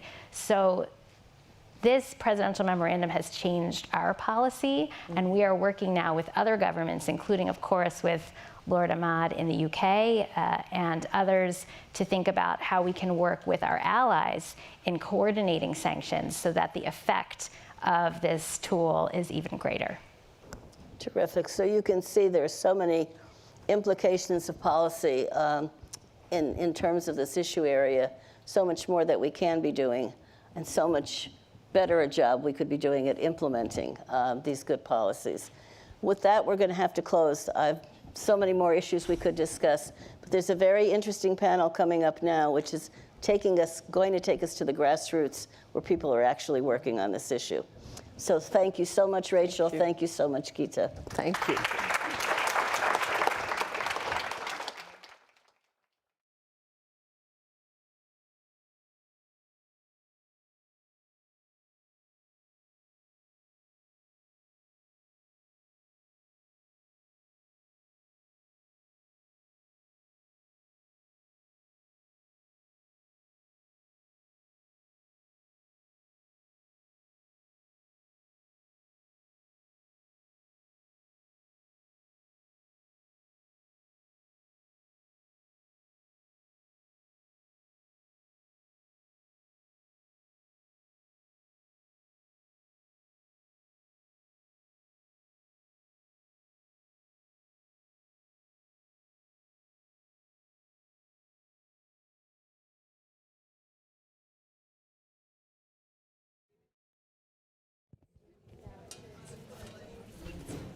It is an honor for me to be in a room with this esteemed panel who has done so much. My daughter is here with me, and I said to her, sorry, and I'll get a little emotional, these are the women upon whom my career and everyone in my generation has rested. I will never, Secretary Clinton, Milan Verveer, be able to thank you enough, ever. And it is really an honor to share the stage with these 3 esteemed panelists. Jeff Gettleman is a Pulitzer Prize-winning journalist, foreign correspondent for the New York Times. For the past 20 years, he has covered every major conflict in more than 80 countries. Every so often, I get to talk to him in these places, and I can't believe what he's going through. His piece in December, called Screams Without Words, is the definitive piece on the sexual violence of October 7th. Incredibly hard to research, and we'll have a chance to talk about that. On the screen, I hope behind me, but certainly in front of me, but great, I want everyone to be able to see you, is Oleksandra Maltu. Thank you for helping me pronounce. Nobel Peace Prize-winning human rights lawyer. She leads the Center for Civil Liberties, which is a human rights organization in Kiev. She's documenting Russia's war crimes against civilians and aiming to make Ukraine more democratic. Your work touches all of us. It is just an honor to be with you. And Hala Al-Kareb, women rights activist and gender expert on the Horn and East Africa. She is the regional director of the Strategic Initiative for Women in the Horn of Africa. She's leading efforts to address violence against women and girls in the region. She's also the editorial head of Women in Islam, which is a journal on gender relations and women rights in Muslim communities. Just incredible to have the 3 of you with us today. Now, we talked about in this panel how, unfortunately, sexual violence against women is as old as conflict itself. And you can see from the diversity of the regions we represent, from current-day Middle East to throughout Africa, to Ukraine, that this is not just a historical reality, this is a current day reality. So I'm gonna ask each of you, maybe I'll start with you since you're here in person, for an overview of the sexual violence you've covered, and I know, Jeff, you've covered others. Yeah, let me just say it's a real pleasure to be here, and I'm much more used to listening than talking. Usually when there's a protest, I'm interviewing the people, I'm not walking through it, and begging for interviews from some of the people who might be sitting in this room. So I'll just share my perspective as a journalist, as a witness, as somebody whose job it is to tell stories, to gather information.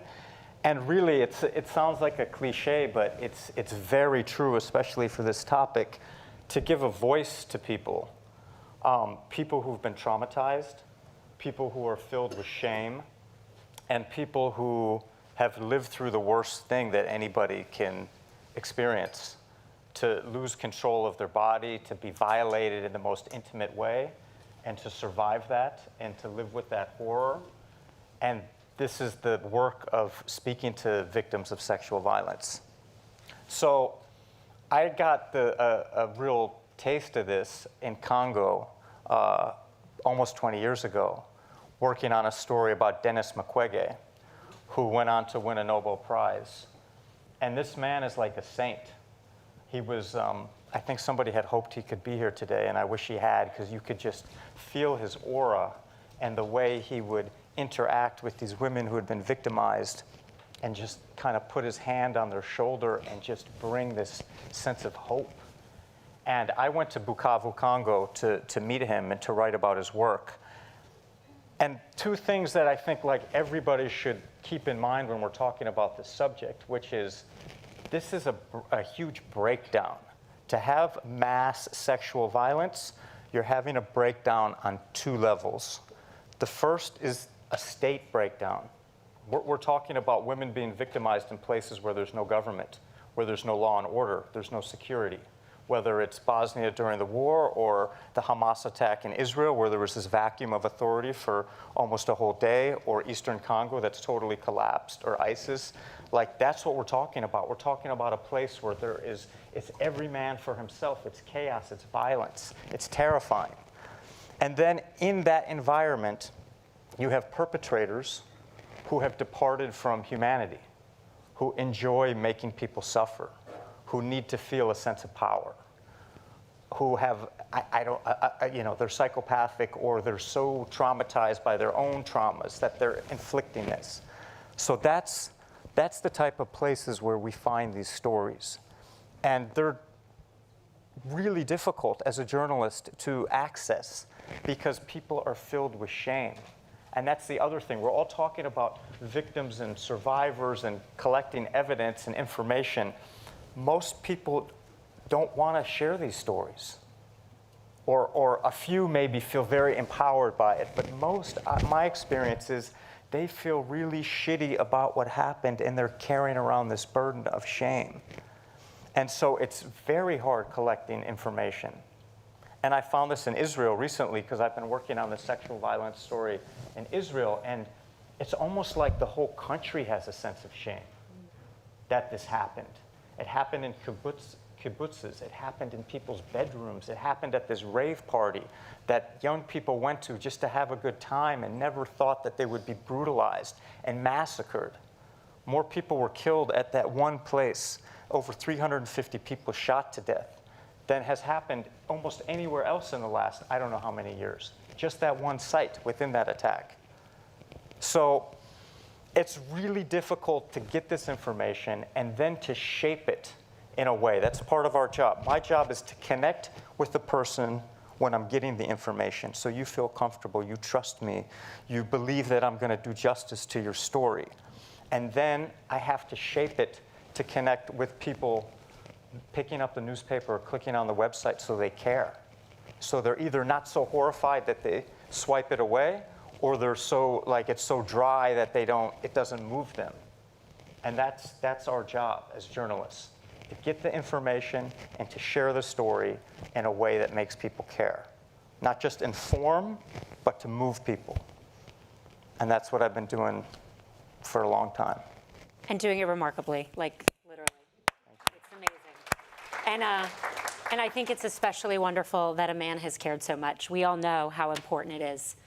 Hala, can I turn it over to you? Same question. Can you talk about the sexual violence you've worked on over the years? I think, my work with sexual violence is to make sure that it doesn't happen again, and that's the struggle that we have been going through, that, you don't really, you hope that the work you are doing, it genuinely impacts the realities of women on the ground. I have been working on sexual violence for over 20 years. I've worked in sexual violence in Darfur. I have worked, with survivors of sexual violence in Somalia. And I have seen, how sexual violence being recycled, and happening over and over, against women in South Sudan and recently in Northern Ethiopia and across Africa. And it's quite painful, to see how, sexual violence and conflicts against African women particularly, it's happening, it's literally being normalized. And that numbness, when we see, massive crimes of sexual violence occurring, as if this is expected to happen. And right now, through my work, we are living through that again across Sudan, since April 15. The number of reports that we are receiving on a daily basis, it's quite, overwhelming. But it's also, it's not something that's happening in a vacuum. It's something that we have been speaking about for 20 years, as I said.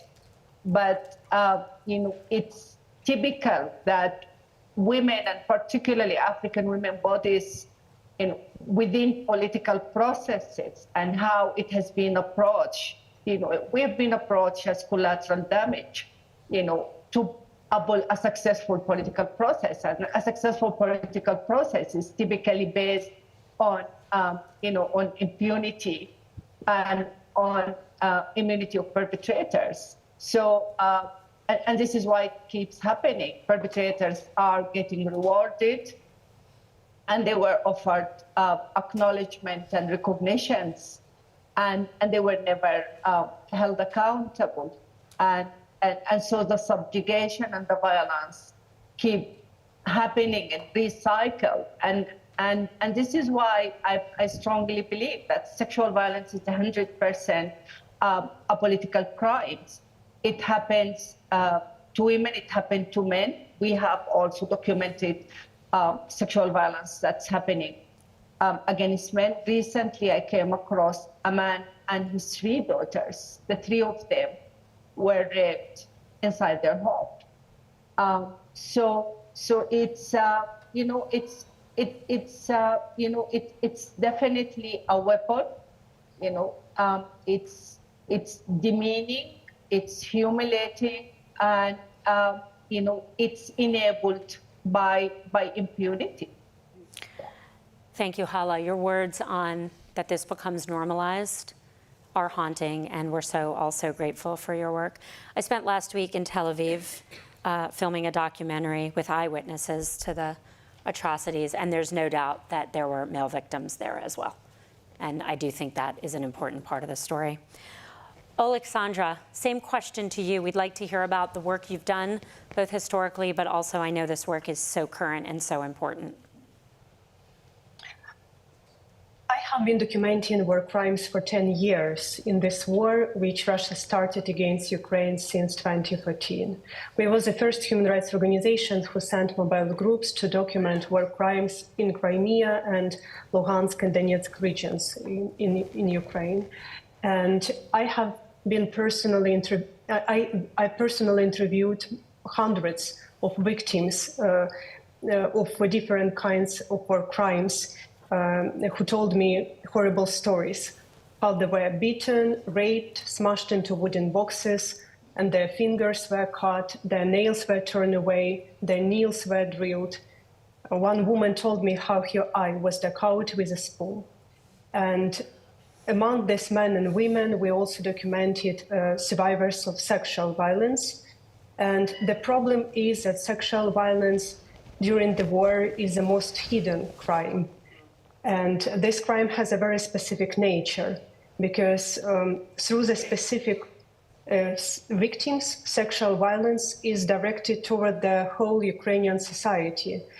How this technology works and why Russian soldiers use sexual violence as a weapon in this war.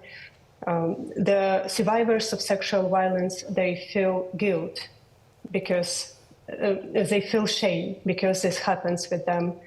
Their relatives, their families, their neighbors, they feel guilt because they can't stop this. And the other members of communities, they feel fear because they can be treated in the same way. So this mixed feelings, the synergy of these feelings like shame, guilt, and fear, they weaken social connection and make for Russian soldiers easier to establish control over the occupied territories and keep this control over the local communities.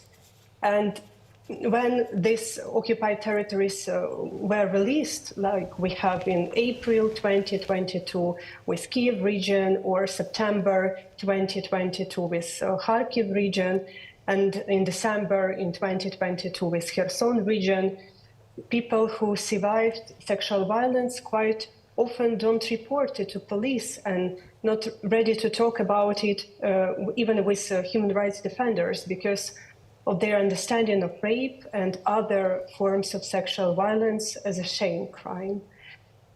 And generally, when we speak about sexual violence in this Russia's war against Ukraine, the main problem is that these types of crime needs more time and resources to establish a trustful contact with survivors, to provide for them medical and psychological and other kind of support, and then collect these testimonies and start the process of investigation.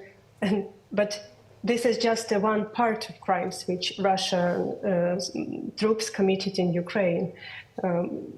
Office of General Prosecutors registered more than 120,000 criminal proceedings on war crimes. So you can imagine that to effectively investigate more than 100,000 proceedings during the war, it's impossible even for the best national system in the world. And Ukraine is not the best national system in the world, and that's why we need international support to investigate it. Thank you. Thank you for such important work. Jeff, I'm going to turn back to you. So the recent piece you just wrote, Screamed Without Words, builds on all the work you've done over the decades and is incredibly comprehensive. I think you spoke to over 100 people for the piece. But you've told me that it's one of the most challenging, I think you've said publicly, it's one of the most challenging pieces you've ever had to report. And it's not that many of the other pieces you've reported have been that easy. So that's getting over a very high bar. Can you talk to us about the challenges of documenting these particular atrocities? What happened here? Sure. I arrived in Israel on October 10th, 3 days after the attack. I have a new job where I'm based in London, and I had been covering the war in Ukraine, actually. And it's a real honor to be with you guys, and I'm sorry the two of you aren't here with us in this space. So I stepped into Israel, and I did some stories about hostages, and pretty soon, I mean, maybe, I don't know, within the first few days of this attack, we were hearing reports of rape and mutilations of women. We heard it right away. And maybe people in this room remember those videos of the female soldiers being taken away and the body of that one woman, Shani Locke, in the back of a pickup truck, half naked. Right away, there was obviously crimes against women that happened. So because, sadly, I have some experience doing this, I began looking to see what we could find out. And I worked with 2 other colleagues, and we interviewed almost 200 people over the course of 2 months. And what we found, I don't want to even use the word evidence, because evidence is almost like a legal term that suggests you're trying to prove an allegation or prove a case in court. That's not my role. We all have our roles, and my role is to document, is to present information, is to give people a voice. And we found information along the entire chain of violence, so of sexual violence. So we found witnesses who were at the rave party, for instance, that saw with their own eyes while this massacre was happening, while people were being slaughtered by the dozens all around them, the people that barely survived this experience, hiding in a ditch or covering themselves with leaves, picking up their head just to see what was happening around them. We found witnesses like that who had seen women being mutilated and being raped in front of their own eyes. We then spoke to soldiers who came into these areas while the fighting was still happening. There was 3,000, an estimate of 3,000 Hamas fighters that came in, heavily armed, good uniforms, radios, very organized. I saw lots of these horrible videos of the attack. And what struck me was how big it was. And they came in as this huge force. And the Israeli military responded too late.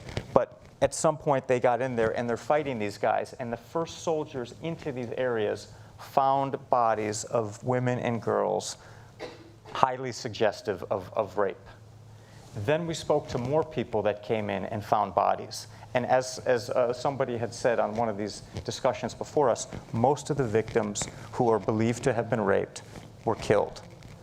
There's a handful of survivors, but not very many at all. And so we're piecing together what may have happened from the physical evidence left behind of this massacre. So these first responders come in, and they find in every place they go, they find bodies of girls and women with their pants pulled off, half naked, some with mutilation on their bodies. One man showed us pictures of a woman who had nails driven into her groin. I mean, just really unbelievably horrific things. That was another source of information. Then we spoke to people who received there was like these body collection centers. This was the biggest slaughter of Jewish people since the Holocaust. Israel is a country of 12 million people, and they lost 1,200 people that day. It was overwhelming to the country. Everybody in Israel knows somebody who was victimized. And they had to process all these bodies, and they found signs, the people who were doing this, of sexual violence. And then when it was all finished and these people were buried and the funerals had happened, there were still reports of therapists, of people who were trying to assist and support the victims of hearing these stories of sexual violence. So the story that we did in the New York Times was compiling all these different accounts, not trying to pass judgment, not trying to get involved in a very intractable, difficult, emotional, long-standing conflict in the Middle East. That's not my job. I was trying to document what happened on October 7th to women and girls, and that was our story. Thank you for that work. Alexandra, I want to go back to you. The situation in Ukraine has been unfolding, now going on years. And I think one of the challenges we face is keeping the world focused. I remember when it first happened, all eyes on the Russia invasion, all eyes on Ukraine, and it is still happening. How are you documenting and keeping the world focused as this continues, unfortunately, to go on and other conflicts are happening at the same time? When large-scale invasion started, we united our efforts with dozens of organizations from different regions, and we built a national network of documentators. We have an ambitious goal to document each criminal episode which was committed in the smallest settlements in each oblast in Ukraine. And working together only for the 2 years of large-scale invasion, we jointly documented and contributed to our Tribunal for Putin database more than 62,000 episodes of war crimes. And 62,000 episodes, it's a huge amount, but just a tip of iceberg, because Russia uses war crimes as the methods of warfare. It's a way how Russia tries to win this war. Russia attempts to provide enormous human suffering to civilians in order to break people's resistance and occupy the country. And I always ask myself, because when we sent mobile groups to Bucha in 2 months after large-scale invasion starting, when Bucha and other cities and settlements in Kiev region were released, we found the dead bodies of civilians lay scattered around the streets until their liberation. We found such dead bodies of civilians, men and women, in the gardens of their own households, and we found the same bodies in mass graves with hands ties under their backs, and we found the dead bodies of civilians in the civilian cars while the whole family trying to escape from the danger zone, but was shooted by Russian military. So I asked to myself, if Russians committed such atrocities when the whole world was watching, what the hell awaited us if we lose this focus? And the problem is that Russia's war against Ukraine is not just one tragedy in a globe. We are witness a lot of human rights crisis and wars, which is going on in the same time. And this probably is going beyond the topic of our conversation, but we have to speak about international system of peace and security, which is not working anymore, which can't protect people against authoritarianism and the wars. And we have to raise the question what we, human rights defenders and civil society actors, scientists, and people with a goodwill with different countries have to do just to start a cardinal reform of this UN system of peace and security. Because if we will not do something, such kinds of fires will emerge more and more often in different parts of the globe. Thank you. Thank you for your tireless work to keep the focus. Hala, can we turn to Sudan? So not only have there been the rapes we talked about, but also trafficking of women and girls. And I know there's a lot of live survivors in this situation we have to support. How can the world best support those survivors? So until today, the moment we are talking, there will be thousands of people who were disappeared or enforced disappeared. Many of them are women. There is, my organization, we have documented hundreds of cases of sexual violence. There is over 20,000 civilians that has been killed in my country to date. And I am, definitely in agreement with, my colleague who said that it's about time to re-examine the peace and security system in the world and how this violence against civilians, against peaceful populations, against women, against children is enabled to happen. So that's really a critical question.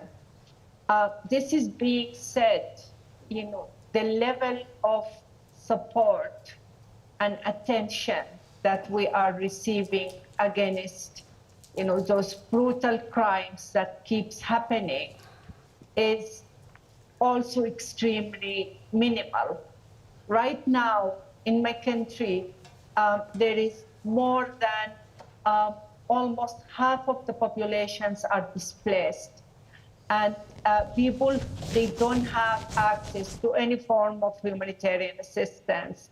Survivors of sexual violence at this point in time, they are struggling to access services and medications and rape kits across the country. The number of women who were abducted, it's quite overwhelming for us even to count. You know, we have reports of women being sold in, you know, in various markets, whether within Darfur areas that's under the control of the RSF, or, you know, in countries within the Sahel region.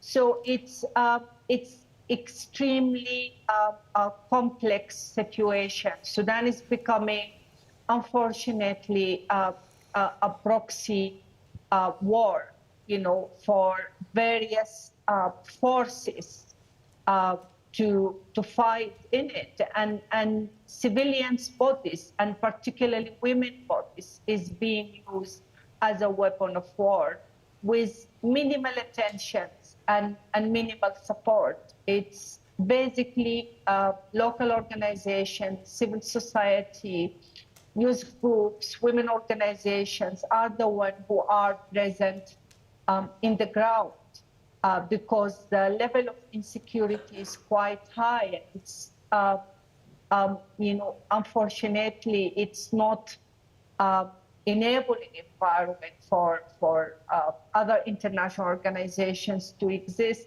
but also you can clearly feel that there is no attention and there is no political will to address this crisis from the international community, which is expanding, in my view, you know, across the Horn and the Sahel region.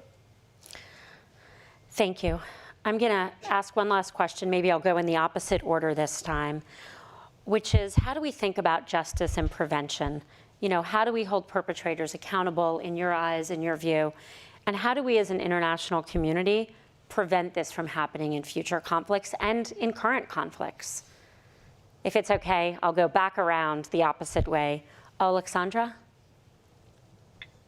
I work with people who are affected by this Russia's war against Ukraine directly.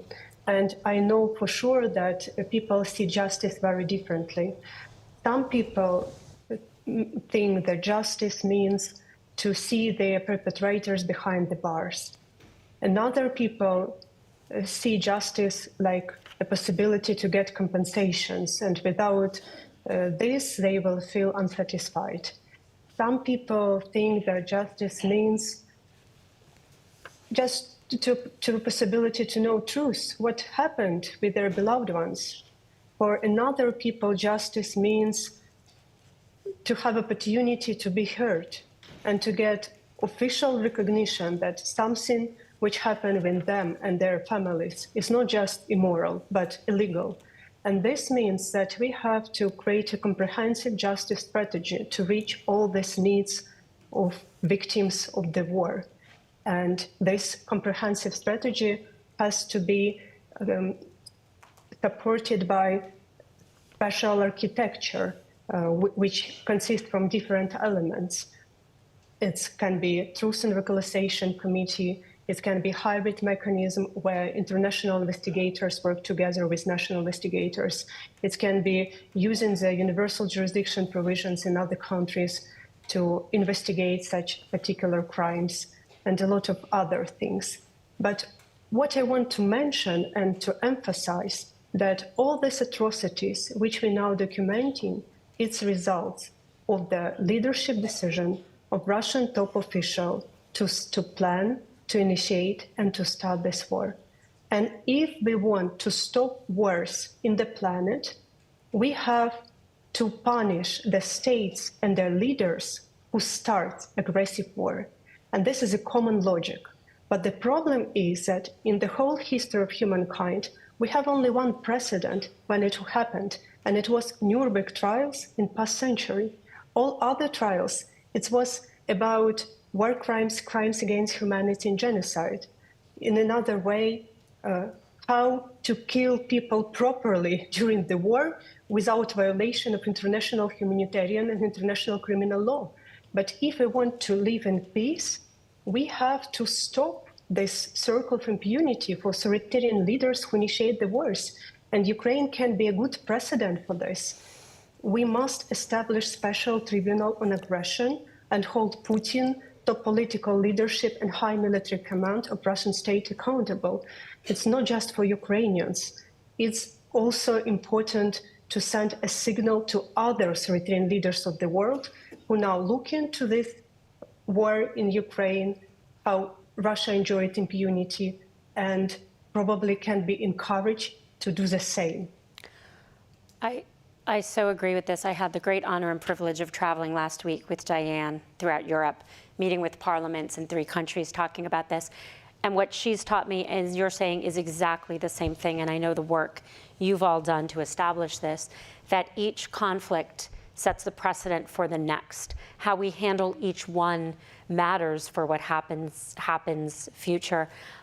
It's why, as I've been working on this issue with respect to Hamas on October 7th, I feel so strongly that no matter the politics of a situation, rape can never be overlooked, because that would set such a dangerous precedent for people all over the world. And it's similar right now in Ukraine, right now in Sudan. Hala, to you. How do we hold people accountable? How do we get justice? How do we prevent?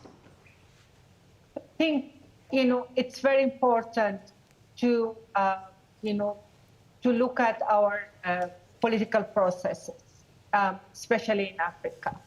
The type of political processes that's been adopted, it's always about appeasing and reconciling with perpetrators and rewarding the perpetrators with positions and rewarding the perpetrators with more access to resources. And this is why they feel quite emboldened and they can do what they want. And, we had atrocities in Darfur for 20 years. The same leader of the Janjaweed is being appointed as a vice president, and the same person who has been involved of the crimes, was appointed also as the head of the Supreme Council. So despite the fact that Sudanese people has went to the streets and revolted against Bashir's regime and demanded justice and accountability, we ended up with a political process that was blessed by the international community, that as if this is what we deserve, So the fact that we keep recycling systems and political process that enables cycles of sexual violence to occur and happen again, without accountability, that's in itself a very huge problem. And for me, justice means that, sexual violence crimes in masses should never be happening again. And yet, we still don't have the system that can support that until now. Especially in Africa and in countries like Sudan. Thank you. Jeff, is there possible, I've watched, as this piece, I've watched your pieces for so long. You have a Pulitzer Prize. You have the highest journalistic standards. And this piece, there seems to be more doubt, more questions asked. You've been very clear about documentation. What does that say about the possibilities for justice here? I think that's a good question, and without sounding hopelessly idealistic, I think it's really about cooperation. So there could be so much more international cooperation. I've covered sexual violence in Congo, in Uganda, in Ukraine. I've worked on Bucha stories. I've been to Darfur and wrote about these same Janjaweed victimizing people 10, 15 years ago. I know exactly what you're talking about. They've been empowered now. I've covered the Rohingya massacres of people fleeing from Myanmar into Bangladesh. I've now done this work in Israel. I never see the same people again. So I see investigators on the ground in Sudan. I see people helping out in Bucha. There was a fair bit of international support to help out the Ukrainian investigations. I never see the same resources all harnessed in the same place. And I think that would really help, because Israel, for instance, is very internationally isolated for a lot of reasons. There was almost no investigative help for them in trying to work on the sexual violence. In Ukraine, there was some, but I don't know how long it was sustained, how quick it came. In Sudan, it's very difficult to access Sudan. But we also have technology. You could do interviews by phone, by video conference. You could speak to victims. Like, there's a lot we could do just from where we're sitting. So I think if there was some way to harness the different experts that have worked in these different battlefields and direct them to where these conflicts are happening to work specifically on sexual violence, that would go a really long way. Well, it's the perfect way to end. I think this group can take that as a call to action. And if there are any organizations that could lead it, it would be Karen at CIPA. It would be Ambassador Verveer at the Georgetown Institute. And I know I'm completely committed to working on these issues in all of these areas. So now it's literally the great honor of my life to welcome back to the stage Secretary Clinton. No, you've got to give me a minute. Absolutely not. I am going to take this. I may never get to do this again. But I said this earlier to my daughter, that all roads lead and start with Secretary Clinton. It was in Beijing that you stood up and said that women's rights are human rights. That literally changed the world. It is not a surprise that the first ambassador for women's issues at the State Department of the US was appointed by you, because you established this office. We all stand on your shoulders, and it is a true honor to stand by your side. Thank you.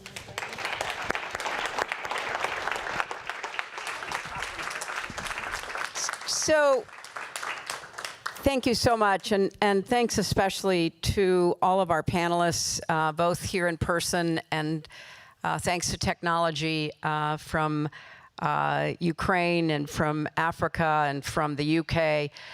I hope that all of you now have a better sense of the dimensions of this problem, that it is a global problem. It is a legal, political, military, psychological, humanitarian, moral problem that deserves a lot more attention than it's been given generally. The people that you saw on the stage have been the leaders in so many ways in trying to explain and draw attention and create a sense of not just outrage, although that's certainly called for, but a commitment to action, to follow up, to try to figure out, as we've just heard, how we create a reaction to these events that can go far beyond just, one at a time. And I think that it's absolutely fair to say that many of us want to really work together on this, and we want, any students who are interested, who are willing to follow through and try to create some pathways for further scholarship and further plans of action. And I guess the final thing would be to just underscore what you've heard from all of our panelists, as well as our speakers, the Dean, Ambassador Verveer, and certainly Ambassador Linda Thomas-Greenfield, that, these problems have to be addressed in a deliberate, disciplined way. These are really hard. If they weren't hard, we wouldn't be having events about them. We wouldn't be having, academic studies about them. These are hard. There's all kinds of factors at work arising out of the political situations that lead to conflict, and then the actions of those perpetrators. So we have to do a much better job bringing that level of academic and practitioner discipline and focus so that we can be contributors to solutions, not just talkers about the problem. And so part of the whole point of the Institute here at CIPA and others who are working with us is to bring that level of commitment and working with partners who along with us, are more interested in solving a problem than exacerbating it. So thank you all very much for being here with us.